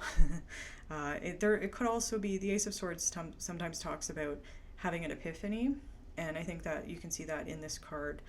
There's sun shining through the clouds, which can represent having an epiphany or a sudden realization or like an aha moment, and then that can be the catalyst to start a new cycle in your life. So that might be an additional clue for when you're going to meet this person. And it could also be a message, I gotta go full romantic on this, could be a message that this person coming into your life could be the catalyst of the start of something new. They could come in, and meeting them could be like the sunlight coming through the clouds. Just had to throw that in there. I do want to say that we have the Ten of Cups here, and there's various ways that I could interpret that in this reading, and I'm going to give several ways. I do think it's interesting, though, because this is talking about your next relationship, and sometimes when we talk about the Ten of Cups, what we're talking about is like the happily ever after with, the if that resonates for you, with the white picket fence and the 2.5 kids.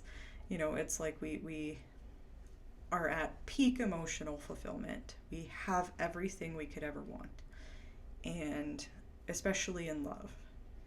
And so I think that's interesting, because what Spirit is saying is you are going to be feeling like this, and then this person's going to walk into your life. So I'm not necessarily saying that you're going to be in a happy, fulfilling relationship with somebody else when this person comes into your life. That could could be the case for some of you.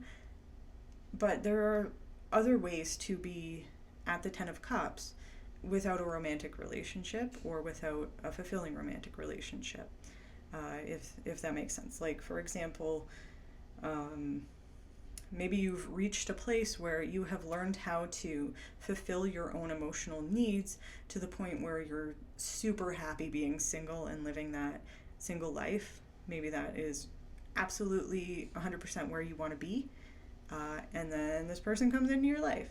Or it could be a situation where maybe you have children and maybe you're just focusing on being a parent.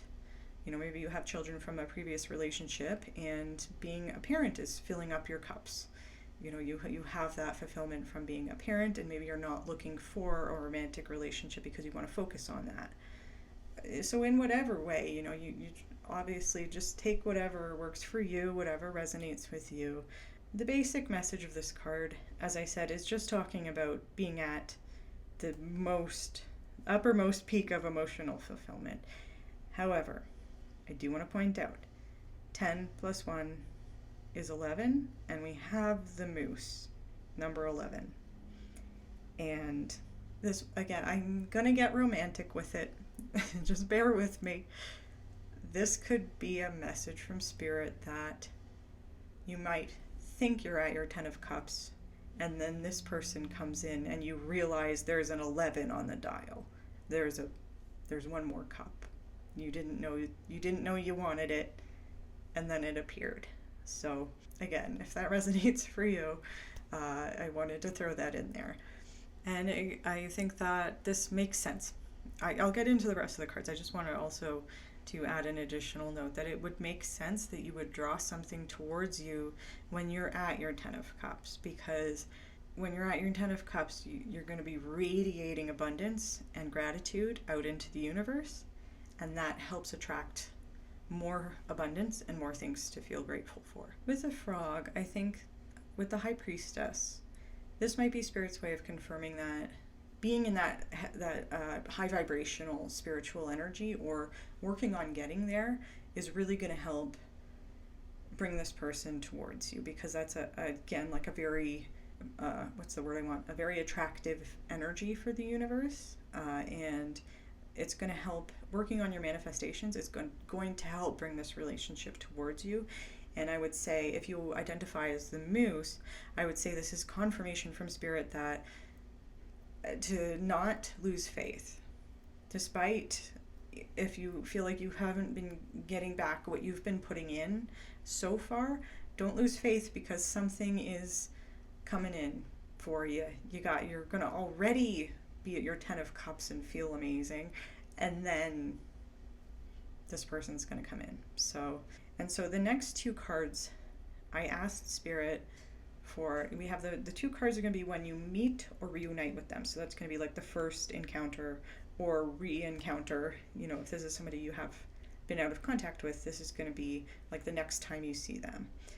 And then the next two cards are about when you start your relationship. So I asked Spirit, you know, how and when. Can you give me some clues as to how and when pile 3 and third person are going to come together into a relationship? So that's going to be when one of you asks the other person out, or somebody just initiates something romantic in some way, or you decide to make a commitment in some way. That would be these two cards. And we have for you the Two of Pentacles in reverse and the Devil in reverse. So I want to start with the reverse Two of Pentacles. And I'm not going to lie, even though you're going to be at peak emotional fulfillment when you meet this person, when you get to the point where you're ready to pursue a relationship with them, you may be struggling a bit, because the Two of Pentacles is like a multitasking card. You're trying to juggle two pentacles. In the traditional tarot, that's the image on the card. And so it can talk about multitasking, about juggling a lot of things. And when it's in reverse, we're starting to drop some of the balls that we're trying to juggle. It's becoming too overwhelming. Whatever we're trying to manage, it might be a point in our life where we need to ask for help, because we can't handle everything that we have to manage at this point in time. So I think this card is saying that because it's a Pentacles card, and Pentacles is a suit that can represent stability, there's also a potential message, especially with the Devil in reverse here, that there might be somebody in your life or some situation in your life that you were relying on, that you thought was stable, and it's starting to fall apart. And it might be that somebody that we were relying on has decided to bail on us, or as I said, maybe it's a situation that we were relying on to be stable might be coming apart. And so it could be about us trying to juggle everything. Maybe we're overwhelmed at work, or it could be talking about a situation or a time in our life when the ground is kind of shifting underneath us. In terms of a timeline, I do also want to mention that we have a 2, so the month of February could be important to this connection, and it could also be talking about something that's going to happen in 2 months, or maybe 2 months from when you meet this person. That's when you'll decide to pursue a relationship. The Pentacles is a slower moving suit, so I don't want to throw 2 years out there, but that could be the case. And I want to also say the Devil card also has a number on it. It's number 15.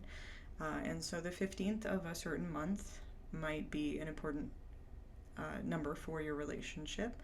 It might be relevant somehow. I don't know. I'm just throwing it out there. Or it could be, what I'm hearing is, it could be a situation where the timeline we're dealing with is 2 to 15 months. And I would take that over the 2-year guesstimate. But again, everybody has free will. There are situations that we can't control. So take that however you want it. And I'm just also saying that because with the 2 of Pentacles and the Devil in reverse here, it might be a time in your life when you are not actively looking to get into a relationship with somebody. Even somebody who's going to come in like a ray of light through the clouds.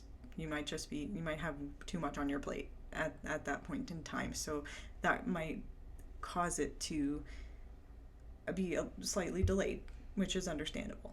There are a couple of interpretations with the Devil in reverse here. And I wouldn't panic. I know the Devil can be scary.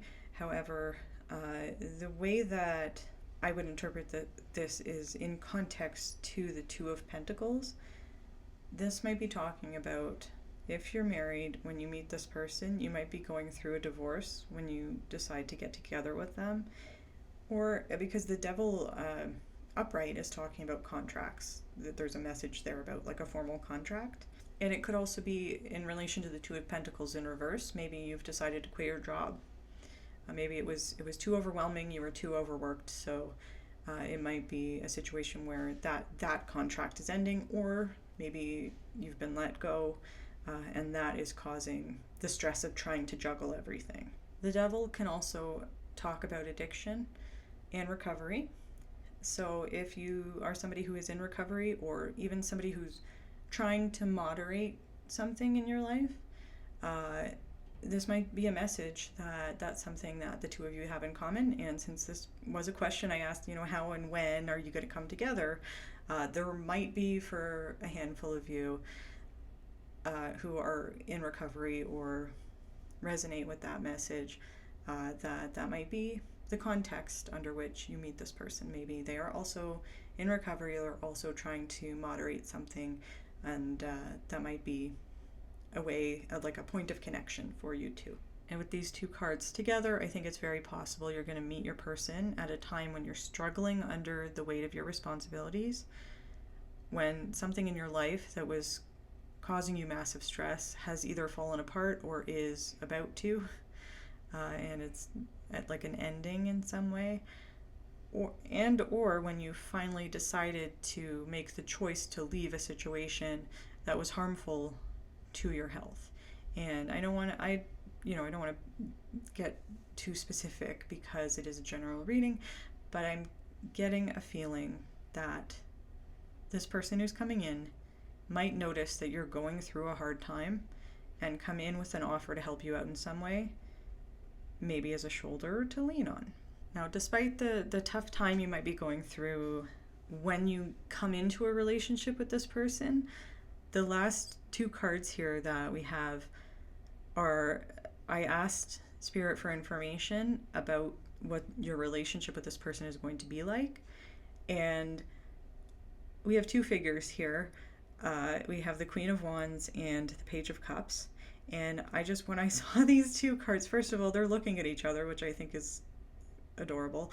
And these two cards being next to each other in relation to your relationship just fills my heart. Like, I feel elated when I look at these cards.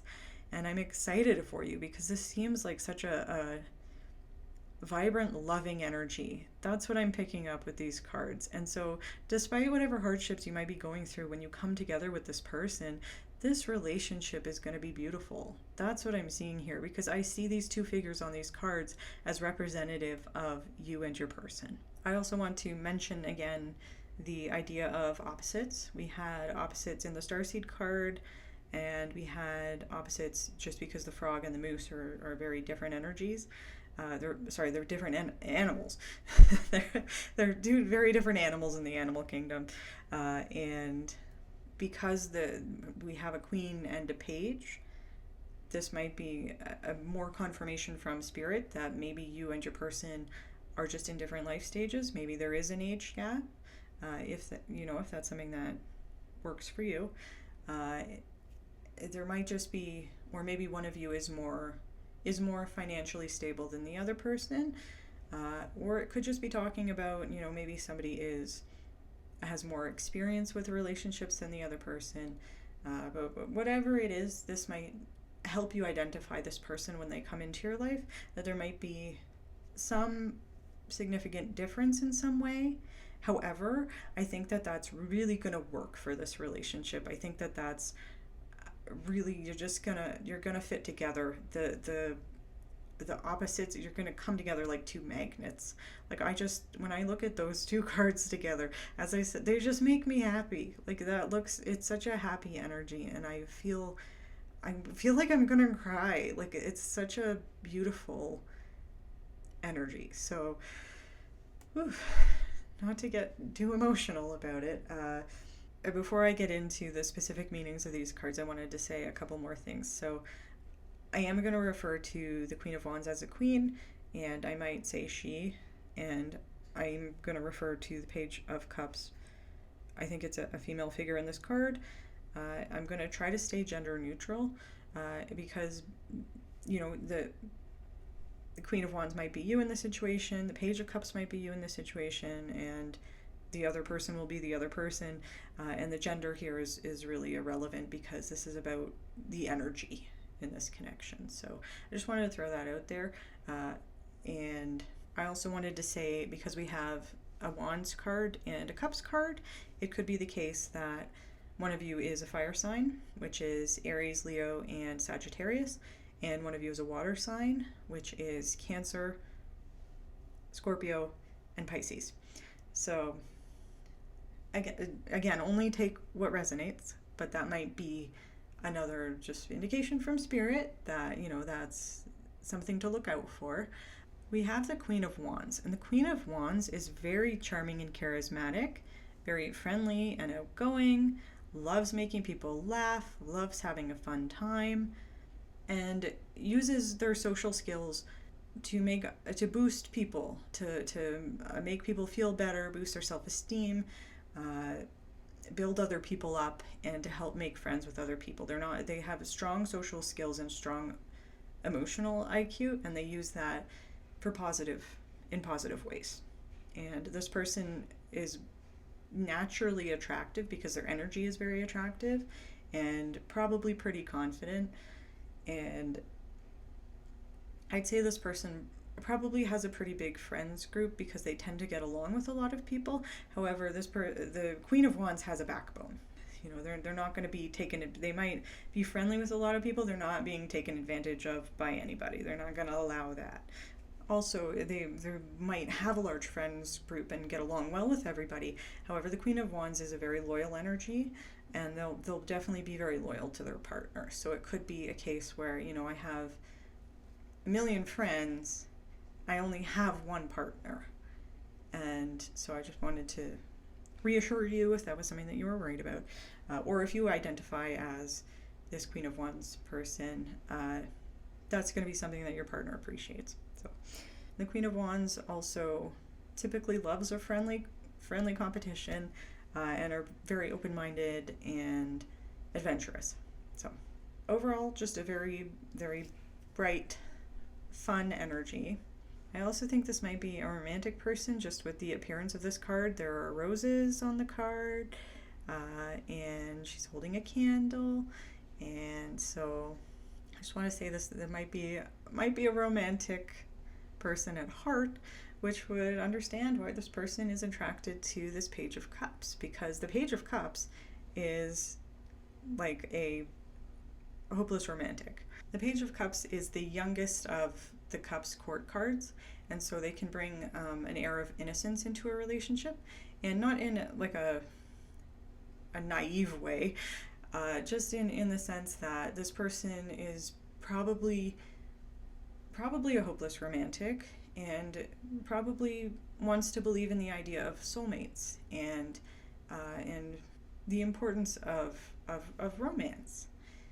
And I think that this person might be inexperienced in terms of having a lot of relationships, or it could just be that they're just a natural optimist. Either way, I think this Page of Cups character is very open to the idea of finding their true love, or even if they're not necessarily always in that energy, that's going to be the energy they're in, or you are in, if this is you, when you come into this relationship. That's going to be, it might be that this opens up this true romantic kind of energy. Also, following along with that kind of opposites attract message, there might also be another way in which these two people are opposite, in the sense that I would see the Queen of Wands as a very extroverted energy, and the Page of Cups as being a little bit more introverted and shy.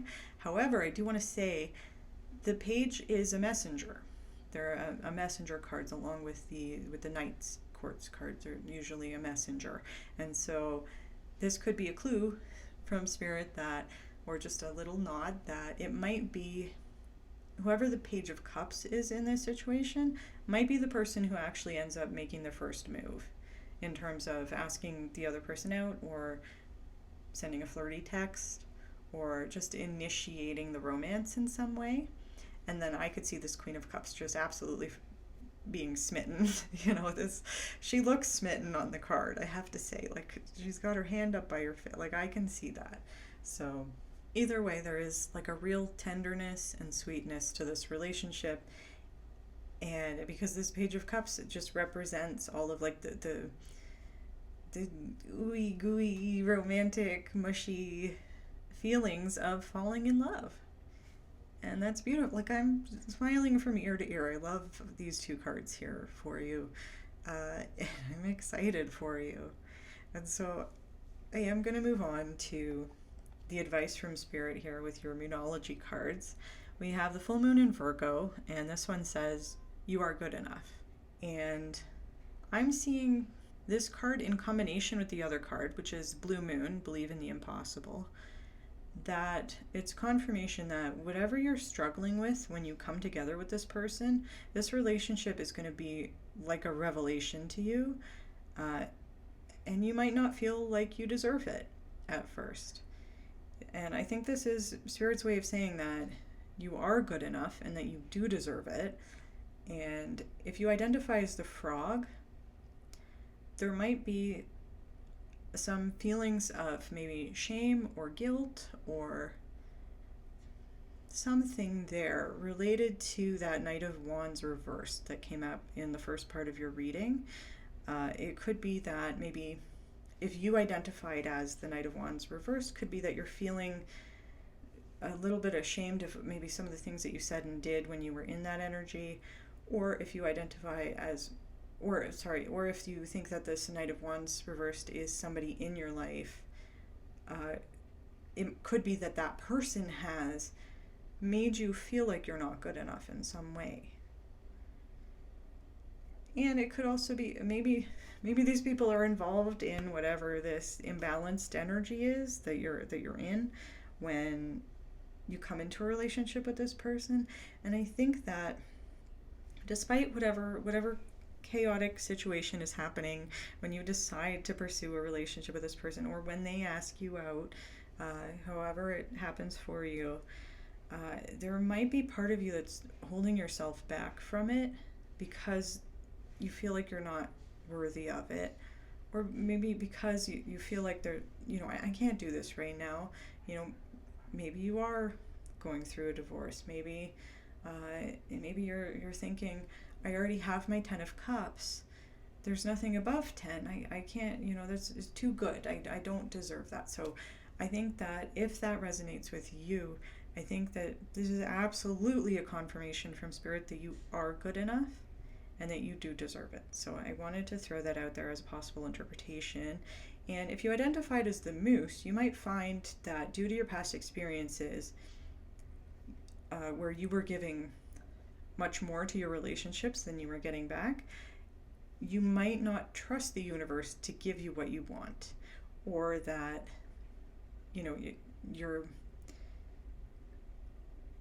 the things that you're trying to bring in or manifest, you might be losing faith that those things are going to come in for you. And I know a lot of people talk about the power of positive thinking, and what I find works for me is repeating to myself and putting it out into the universe that I have what I need, that I'm worthy and I'm lovable and I'm abundant. And even if my manifestations don't come in immediately, just saying those things and working on believing those things, just doing that makes me feel happier and more fulfilled. And it's increased my confidence and faith to the point where I know that I deserve the things that I want out of life, and I know that those things are going to come to me in divine timing. So I don't know if that's helpful for you. I just thought I'd throw that in there.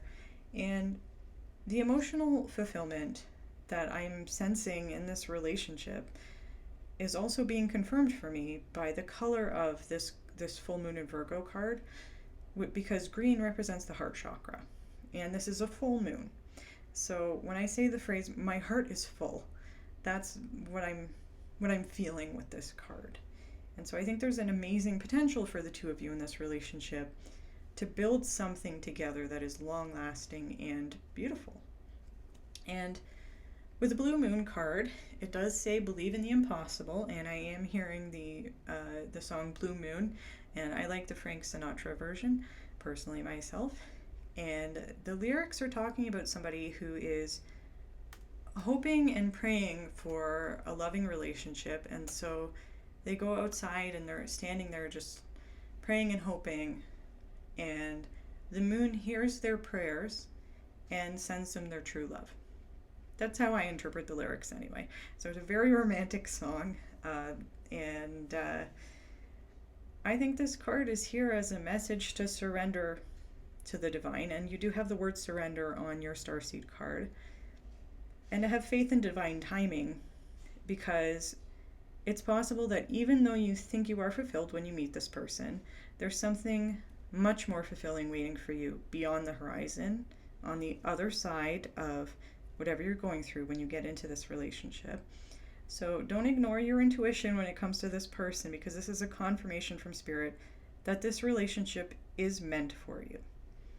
And whatever obstacles might stand in the way of the two of you coming together, I think you're being urged by Spirit to work together to push past them, because this relationship, this beautiful, fun, exciting, loving, the 11 of Cups romantic relationship is going to be your reward. So I hope that was helpful for you, pile 3. If you like this reading and it resonated with you, please give it a like. That helps me out. And also let me know in the comments how you felt about this video. And if you have any ideas for future videos, please share them with me. And if you like my videos, please subscribe to my channel, because I am putting out many more videos after this one. When I start getting better from my cold, you will see a lot more videos. So thank you for watching, and I hope you have a wonderful day. Hello, Pile 4, and welcome to your reading. I want to be honest with you, Pile 4. I'm actually filming this the day after I filmed the other piles, because I've been sick and I've just been feeling very low energy, and I asked my spirit guides whether I needed to, really needed to film a fourth pile, and they told me yes. I just wanted to apologize in advance if I'm a little bit slower moving today. I might be a little bit lower energy, and there's a chance that I could forget to do something that I have done for the other piles. I'm going to try my best, and I just wanted to apologize in advance if I missed something.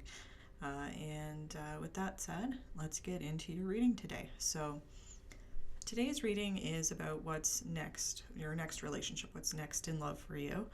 And we have your Starseed Oracle card here, which I'm using to represent the general, the overall energy of your connection with the person in your next relationship. And the card that we have for you is Star Brothers. And this card says Horus energy, protection, loyalty, safety, trust. This card is acknowledging that you might have been through some experiences in your life that have caused you to become closed off to the idea of having people in your life who genuinely love and support you and want to protect you. And this card is a recognition from Spirit. I'm sorry if you can hear the person vacuuming outside. Is a recognition from Spirit that there are going to be people coming into your life probably soon, if we're talking about your next relationship, who will genuinely love, support, and want to protect you. And that it's important not to close yourself off to those connections, even though you would be justified in doing that based on your past experiences. Like, it's understandable why we sometimes close ourselves off or kind of shut down emotionally. I've absolutely spent a good part of my life in that kind of position. However, it's important that we are not protecting ourselves so strongly that we're protecting ourselves from the good things too, if that makes sense. Like, I think it's kind of a message from Spirit that you can it's okay to open back up, because you can trust that there are going to be people coming towards you, or there might already be people in your life who do want what is genuinely best for you and are not going to treat you the way that you've been treated in the past. And so this card could also be saying, a Spirit's way of saying, you have a soul tribe, you have potentially a soulmate or several who want to come towards you, want to come into your life, but you need to be open to that. You got to kind of meet them halfway. I mean, that they'll still come into your life and still come towards you. It's just, I think that there's a message here that it's important to be open to that, because the things that are meant for us are going to come in for us. That's just the way it is. But I think that it might add additional challenges or delays, and the things that you want might come in easier or faster if you put the work in now to trying to open your heart back up. And it might be an idea to look into how to open up your heart chakra, if that's something that resonates for you. So I hope that was helpful.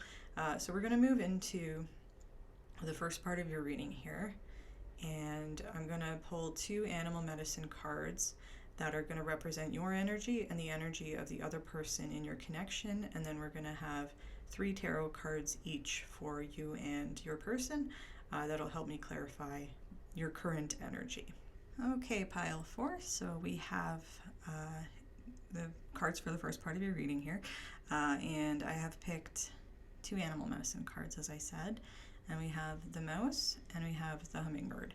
So again, depending on what the cards are saying here.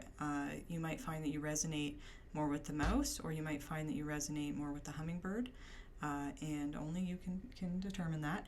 So if you find whichever energy you're identifying with is going to be representing you in this connection, and whichever the other energy is going to be the person in your next relationship. So I hope that makes sense. So just take whichever energy you identify with more, and then the other person is your person.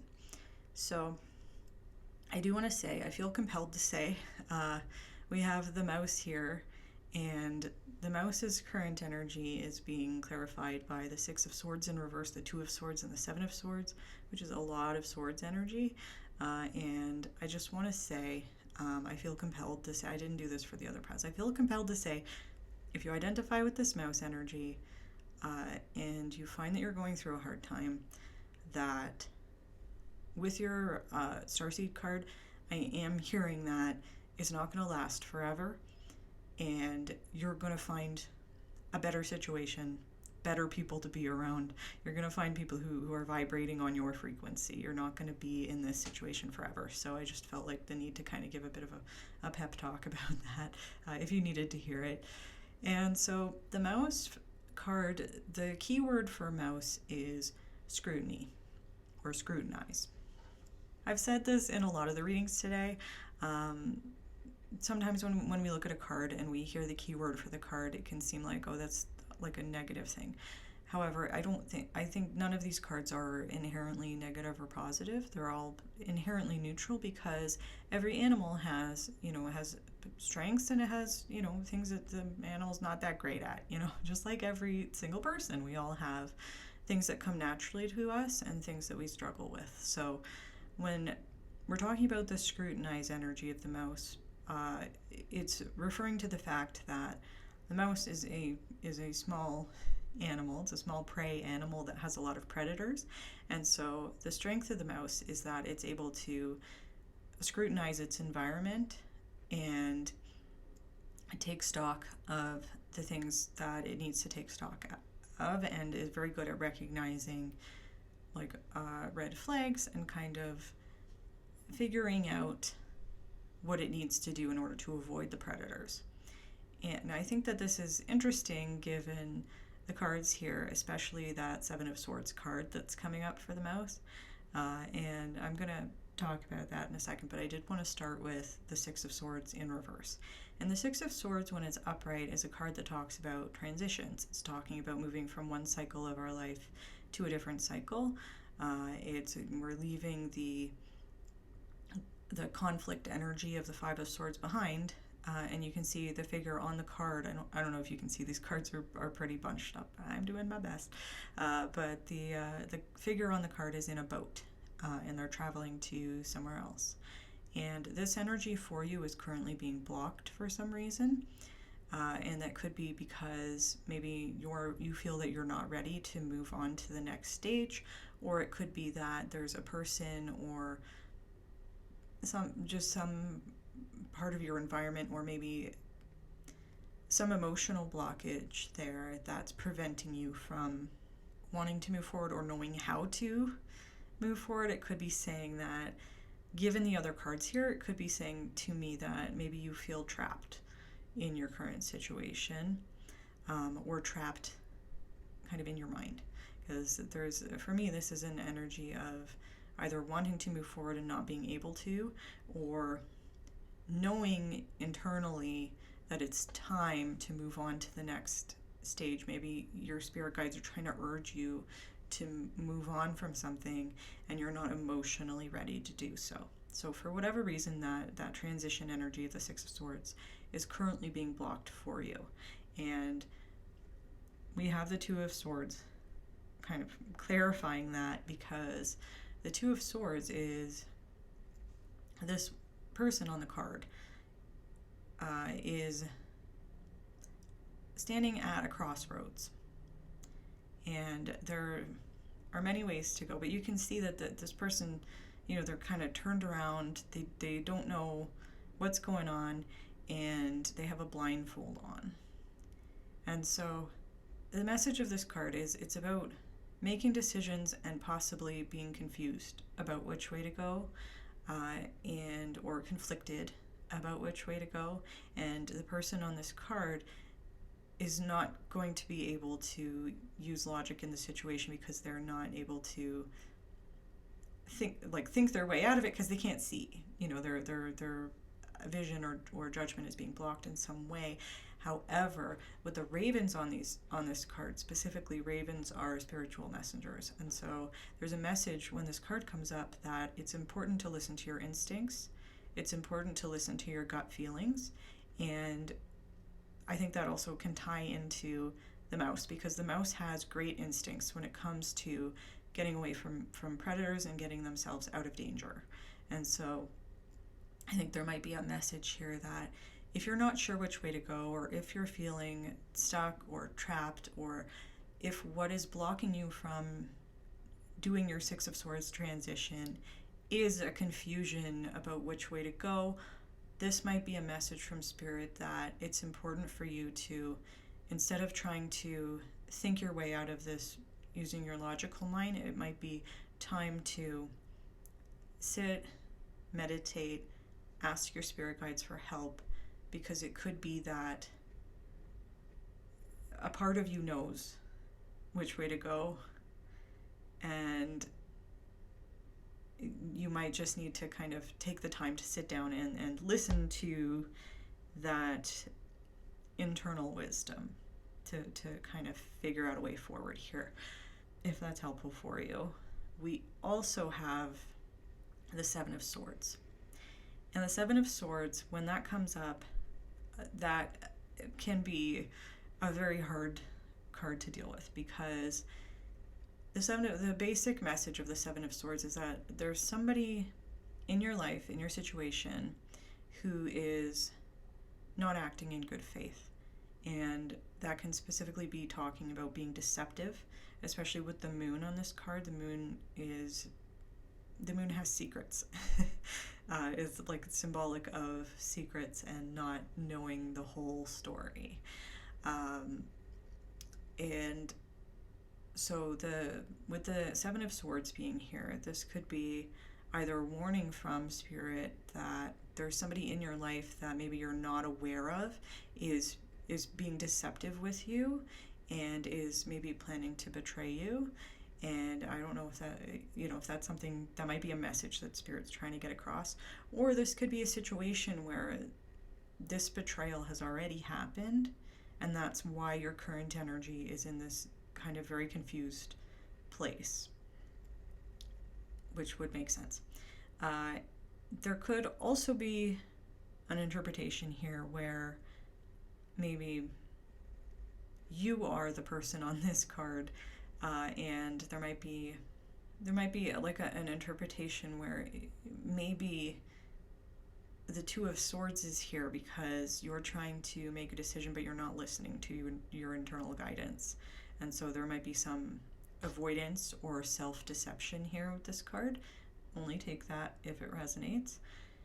I also want to point out that I think that the message of having the Two of Swords right next to the Seven of Swords is interesting, because the person in the Two of Swords has a blindfold on and they're not looking at the person in the Seven of Swords, so they're not going to see when that person stabs them in the back. So I don't know if any of that is helpful for you, but that's what I'm seeing in these cards in terms of your current energy. And I mean, because of the way these cards are organized, and because we have the mouse card, which is specifically a message from Spirit about the need to scrutinize our environment, it could be a warning that there is something you're not seeing, that there is someone working behind the scenes who doesn't have your best interest at heart. I know that the mouse card, in the book that came with this deck, talks about specifically there may be an authority figure in your life who is working against you, who is behaving selfishly. And so I think that that's an important thing to communicate in relation to this Seven of Swords card being here, to just be wary of that. And that's only if you're like not aware of of what's been going on. And there's, to only take what resonates. I'm sure there are some of you who already know about this, and this could be a message from Spirit that this is why, with your Starseed card, you're feeling the need to shut down and like, who do I trust? Nobody's loyal to me. I'm not safe anywhere. So I need to shut down emotionally and protect myself emotionally, which makes sense. That's a valid response to this happening, especially if you're currently going through whatever is causing this closing off of self. That makes a lot of sense in relation to the other cards here. And I think that there's a message from Spirit that, yes, it's important to be paying attention to the red flags. It's important to be listening to our instincts when it comes to other people. However, there's also a message from Spirit here that it's important to not let the actions of other people close us off to the people who are going to come into our life who have good intentions.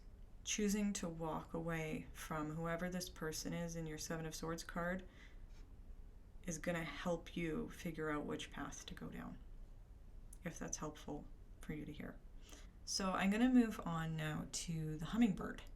And the hummingbird has an interesting energy, especially because it's the way that I've laid the cards out here. The hummingbird's right next to the Ace of Wands, and I would see a big parallel between the hummingbird energy and the Ace of Wands energy. And the key word for the hummingbird is joy, which, again, that makes sense to me in connection with the tarot cards that we have here, especially if they're telling like a narrative story, because I know I kind of laid them out in a certain way. However, it was the Queen of Cups reversed and the High Priestess that came out before the Ace of Wands. So I would say, if we're talking about your current energy, there's a message here to me that if you identify with the hummingbird, you might have been resisting something that you kind of knew innately you needed to do or you needed to accept. And then the acceptance of it has put you into the Ace of Wands energy. It's sorry if you can hear my cat in the background. It's helping you start a new cycle of inspiration and excitement and joy. So I think that's contributing to the hummingbird energy. I do want to say, I forgot when I was reading the mouse card, that the number 20 can talk about love, encouragement, support, and guidance, which I thought was interesting because there's a bit of a parallel with the hummingbird number 44, because number 44 can talk about support, encouragement, and divine protection. So kind of like a similar message there. And it's also a message that's, I think, being reflected in the Starseed card. You're going to have people coming into your life who are doing that for you, and your spirit guides are protecting you. Your spirit guides are always loyal to you. You're always safe with them, and you can always trust them. So even when you feel like there's nobody else in your life that can do that for you, your spirit guides are always with you. So I just wanted to throw that in there because I forgot to do that with the mouse card. And I do want to point out that even though I was talking with the hummingbird about kind of a narrative of moving from these reversed energies into the Ace of Wands, there could also be a message, because the hummingbird is kind of flitting from flower to flower. It's kind of here and there and everywhere, very fast moving energy and not very focused. So there could be a message from Spirit that the Queen of Cups reverse and the High Priestess reverse could be things that you're still resisting, even though you're starting a new cycle and you feel very joyful about it. So I just take what resonates. With the Queen of Cups reversed, usually when I pull this out in my own personal readings, the way that I interpret it is that I've been kind of shut down emotionally. Like I haven't been connecting with my emotions or addressing them. And I think this makes sense in relation, again, to the Starseed card that you had, the Star Brothers card, which was specifically talking about not closing yourself off. And so that's what I would see with this Queen of Cups reverse, is just a message that for whatever reason you might have been feeling or are currently feeling emotionally shut down. And the advice for spirit in that situation would just be to, maybe take some time to try to connect with yourself emotionally, even though I know it might be difficult and it might be frightening. I think that there's a message that even connecting with our own emotions, like we don't need to always share our emotions with other people, although that can be healthy and helpful. There could also just be just recognizing what we're feeling and being willing to admit it to ourselves can also be very powerful and can be like the first step to releasing something that we're feeling that we don't want to be feeling. There is another possible interpretation with the Queen of Cups reversed that somebody is behaving emotionally immaturely. They're maybe being emotionally manipulative or cold or being very needy or trying to control other people with their emotions. So that could be talking about either somebody else in your life, could be talking about maybe something that you were doing. No judgment here, but obviously just take whatever applies to you. I am feeling that it might be more the first interpretation for a lot of people, especially with the Star Brothers card. And we also have the High Priestess next to the Queen of Cups. And I want to say, this just occurred to me that, first of all, these two people look very similar. All three of these cards have kind of a similar vibe to me, so I just wanted to point that out. There's also, both the Queen of Cups and the High Priestess are very powerful energies. So this might be just an acknowledgement from Spirit that both that you are powerful and that whatever you're resisting, whatever it is, or you were or are resisting, is a powerful thing. So it would make sense that it might feel overwhelming. And I'm sorry if you can hear my cat. He's playing with my tarot decks on the floor. So, whatever keeps him occupied. And so with the High Priestess reversed, the High Priestess is a very spiritual card. It's talking about our connection to Spirit and receiving messages from Spirit. So it could just be an energy where you're resisting your connection to Spirit, or you might be resisting if people have been giving you advice to meditate or to try to connect to your spirit guides. Maybe your spirit guides have been sending you messages or synchronicities, and either you're willfully ignoring them or just not noticing them. It could be that your spirit guides are trying to get in touch with you. They're like knocking on your door, and there's nobody is listening. So when these cards come out, the way that I interpret them is that you are the High Priestess and you are the Queen of Cups. You're just in an imbalanced energy right now. So with these cards, they're both powerful cards. What I'm hearing is that you are powerful and you could be a Queen of Cups upright, somebody who is very in touch with their emotions, very emotionally intelligent, and is able to connect with other people emotionally and behave with compassion, treat other people with compassion.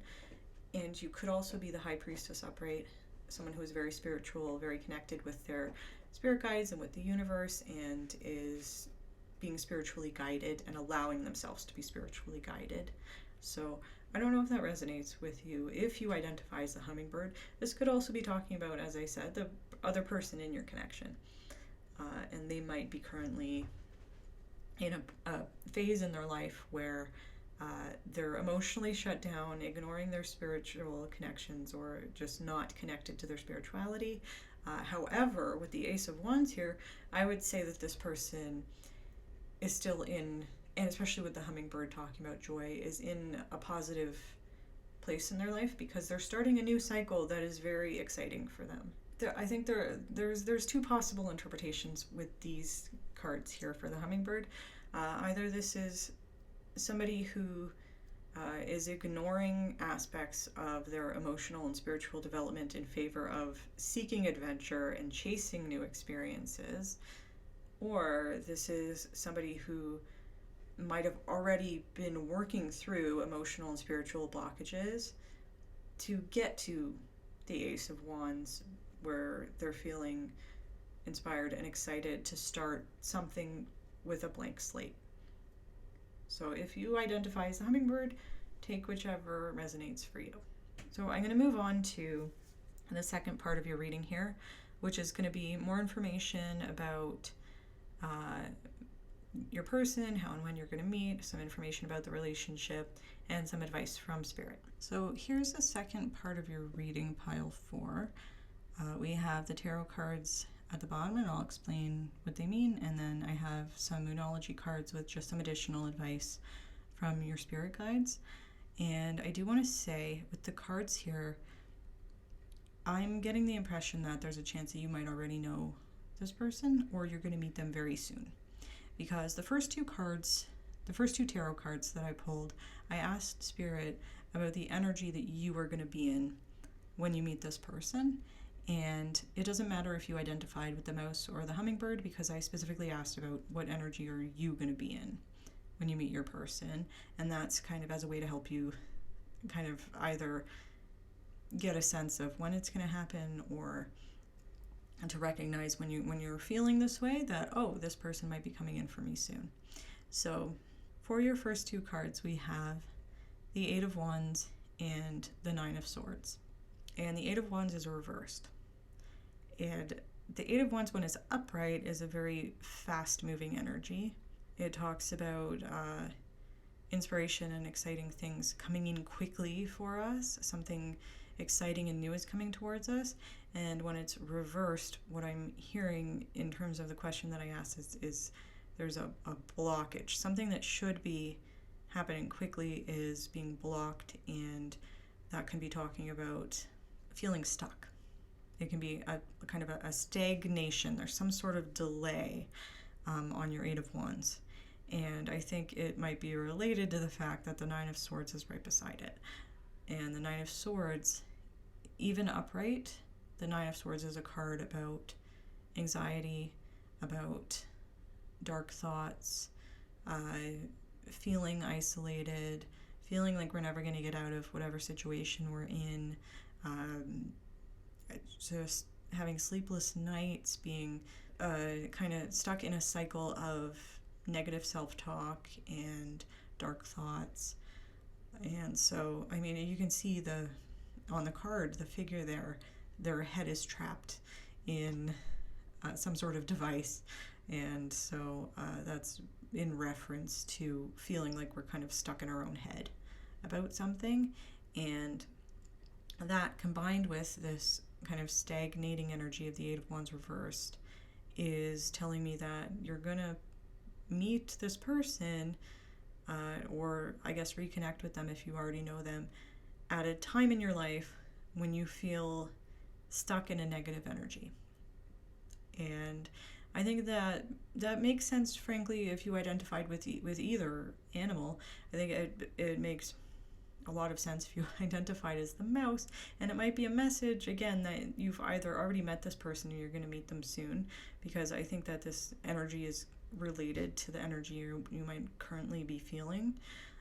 And even as the hummingbird, we saw with the Queen of Cups reversed and the High Priestess reversed, that there's some resistant energy there, and that it could be sometime soon, if you identified with the hummingbird, whatever the ace is, it might lose momentum, because we have the Eight of Wands in reverse here. You had the Ace of Wands, and now we're at the Eight of Wands reversed. You might lose momentum and be having kind of negative thoughts about it, be in a negative headspace about that, if that makes sense.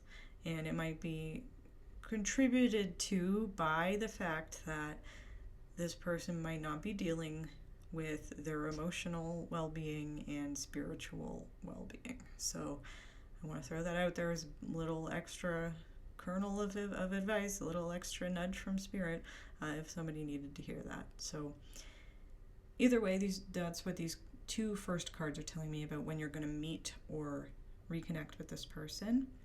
The next two cards, I asked Spirit to tell me how and when you're going to come into a relationship with this person. So you're going to meet this person at a time when you feel kind of stuck in a negative thought spiral, and you're going to reconnect with them. You're going to enter a relationship with them. We have the Hermit in reverse and the Nine of Cups upright. So at the very least, this tells me that you are going to be getting out of the energy of the first two cards into a more positive energy. And that is because the Hermit is talking about somebody who's being a hermit. They're isolating in order to give themselves the time and space to come to terms with things in their life and really kind of meditate on their situation and the people in their life, and really kind of give themselves time and space to develop themselves emotionally, spiritually, etc. So that would make sense for me if it was upright for the hummingbird person, maybe kind of letting go of that. However, it is in reverse. So when it's upright, it talks about isolation. When it's in reverse, I take that as a sign from Spirit that this is somebody coming out of isolation. So it could be you're going to meet this person when you're not doing so well, and you're going to choose to pursue a relationship with them, or they're going to choose to pursue you at a time when you're emerging from that state. You've given yourself time to kind of process everything, and now you're coming out of the hermit phase into being more social, making more social plans. And I can see that you're going to be feeling better because we have the Nine of Cups here. And the Nine of Cups is traditionally associated with wish fulfillment, and getting the things that we've been wanting, especially emotionally, because it's a Cups card. So you're going to be emerging from your isolation and feeling emotionally fulfilled, and like your dreams are starting to come true. And I do want to also point out that we have a bit of a parallel, because if you identified with the mouse energy in the first part of your reading, we had the Six of Swords reversed, and there was a boat on that card. And on this Nine of Cups card, it's a different deck, but on this Nine of Cups card, we have a ship here, and it's upright. And so I would take that, if you did identify as the mouse, that you've transitioned, or you are in the process of being able to make that transition that was being blocked in your current energy. So that, I think, is a positive message from Spirit. And you could also interpret this as you two coming together in this relationship is a wish fulfillment for you, and that could be why the Nine of Cups is here. And I do also want to point out that the card on the number on the Hermit card is 9, and we have the Nine of Cups. And so if you want to take a clue about a timeline, it could be that either the month of September is relevant to this connection, or it could be saying that you're going to come into a relationship with this person maybe 9 weeks or 9 months, or could be 9 days, who knows. I don't think it's going to be 9 years. Maybe 9 weeks to 9 months after you meet this person or first come into contact or reconnect with this person is when you're going to be becoming romantically involved with them. And either you're going to already be feeling a lot more fulfilled and kind of coming out of your shell, or it's going to be a catalyst that's going to help you do that. And an additional message, if you did identify as the hummingbird, the Nine of Cups is can come in for us when we have opened up ourselves to receive it. So that could be an additional message about those reversed energies in the first part of your reading. And so the next two cards we have, these two tarot cards, are, I asked Spirit to give me some information. I'm on cold medicine, that's why. But asked Spirit to give me some information about your relationship, and these two cards that came out of the deck are the Tower and the Devil. And I don't want you to panic, because I think that there are several ways we could interpret this positively, especially because both cards are upright, so it's not kind of an imbalanced or blocked energy, and both cards are major arcana. And I know that people can get very worried when the Tower card comes out, although it's not always like a negative message. It's just talking about like a major upheaval in some way. There's usually an unexpected major change coming to our lives. However, sometimes we ourselves can be the ones who choose to knock the tower down. And in relation to the Star Brothers card up top and the energies in the first part of your reading and the energy you're going to be in when you meet this person, I'm getting the strong impression that it might be you who knocks this tower down because you want to pursue this relationship, because this person is your wish fulfillment. And only take that if it resonates. However, that really the impression as soon as I saw these cards was, oh, this is going to be like, this is a major relationship that's going to transform your life.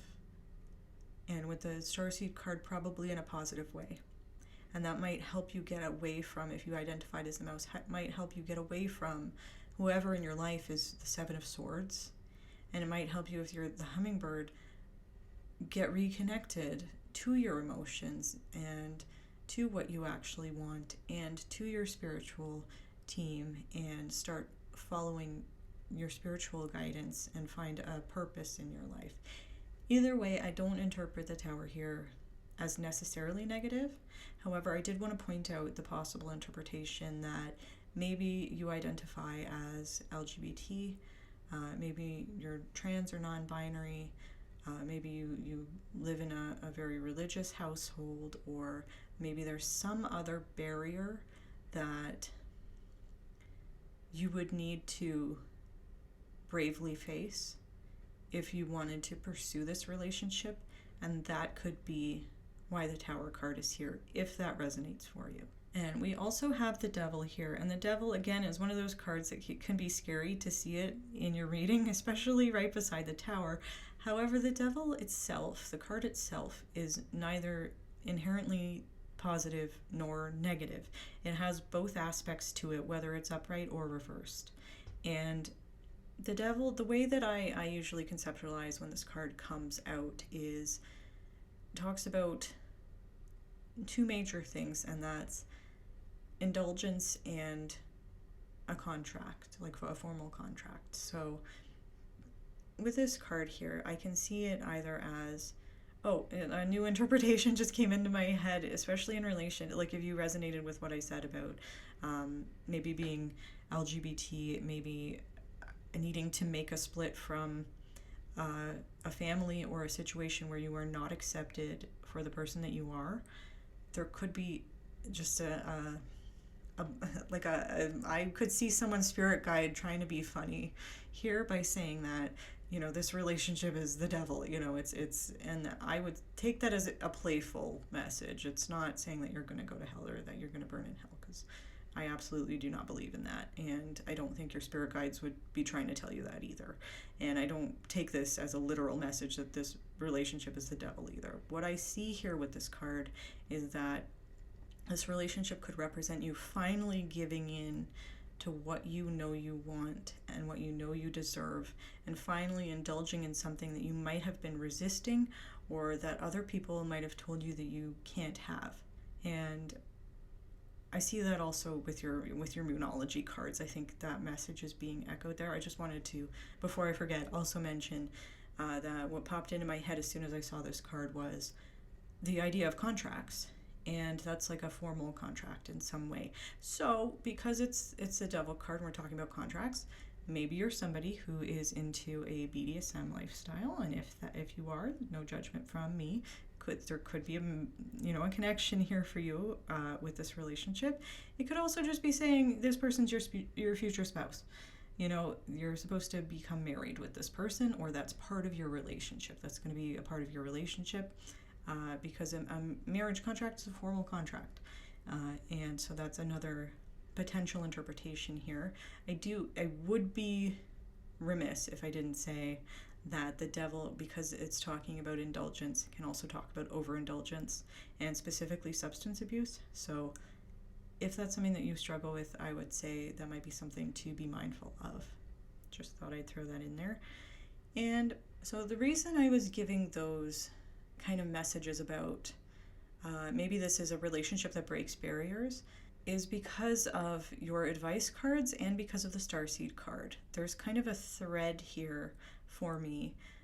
Your Moonology cards are talking about working through your fears, which is the new moon in Scorpio, and that to me is in relation to the Tower. It's in relation to the Starseed card when it talks about needing to work through our fear of being treated badly to get to a point where we're open to people who are going to treat us the way we deserve to be treated.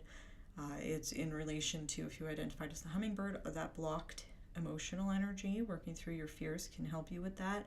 And if the swords cards for the mouse person, I would say that it absolutely relates to that energy, and it's directly related to the Nine of Swords. You know, it sucks to be in that Nine of Swords energy. I've been there. I know it's really hard. It's also an opportunity. It's an opportunity to work through that stuff so that we can get to our Nine of Cups and the things that we want. And the other piece of advice I'm picking up with your Moonology cards, you have the Fixed Moon card, which says, hold your vision. And I would take that as encouragement from your spirit guides that this might be a relationship, again, where you might need this. It might be something that you very badly want, or that you know is going to be your wish fulfillment. And you might still need to work through a lot of stuff to get there, especially fear with the work through your fears card. And I think that it's a message from Spirit that you're being divinely guided. With your Starseed cards, you're being divinely protected. We also saw that with both of the numbers 20 and 44. There was a message of divine protection.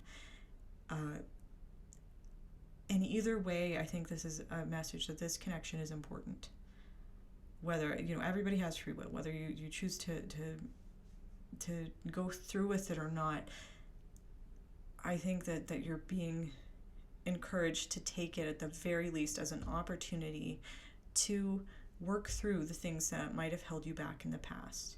And I also want to point out that both of these cards have that kind of deep blue kind of indigo color, which is usually associated with the third eye chakra.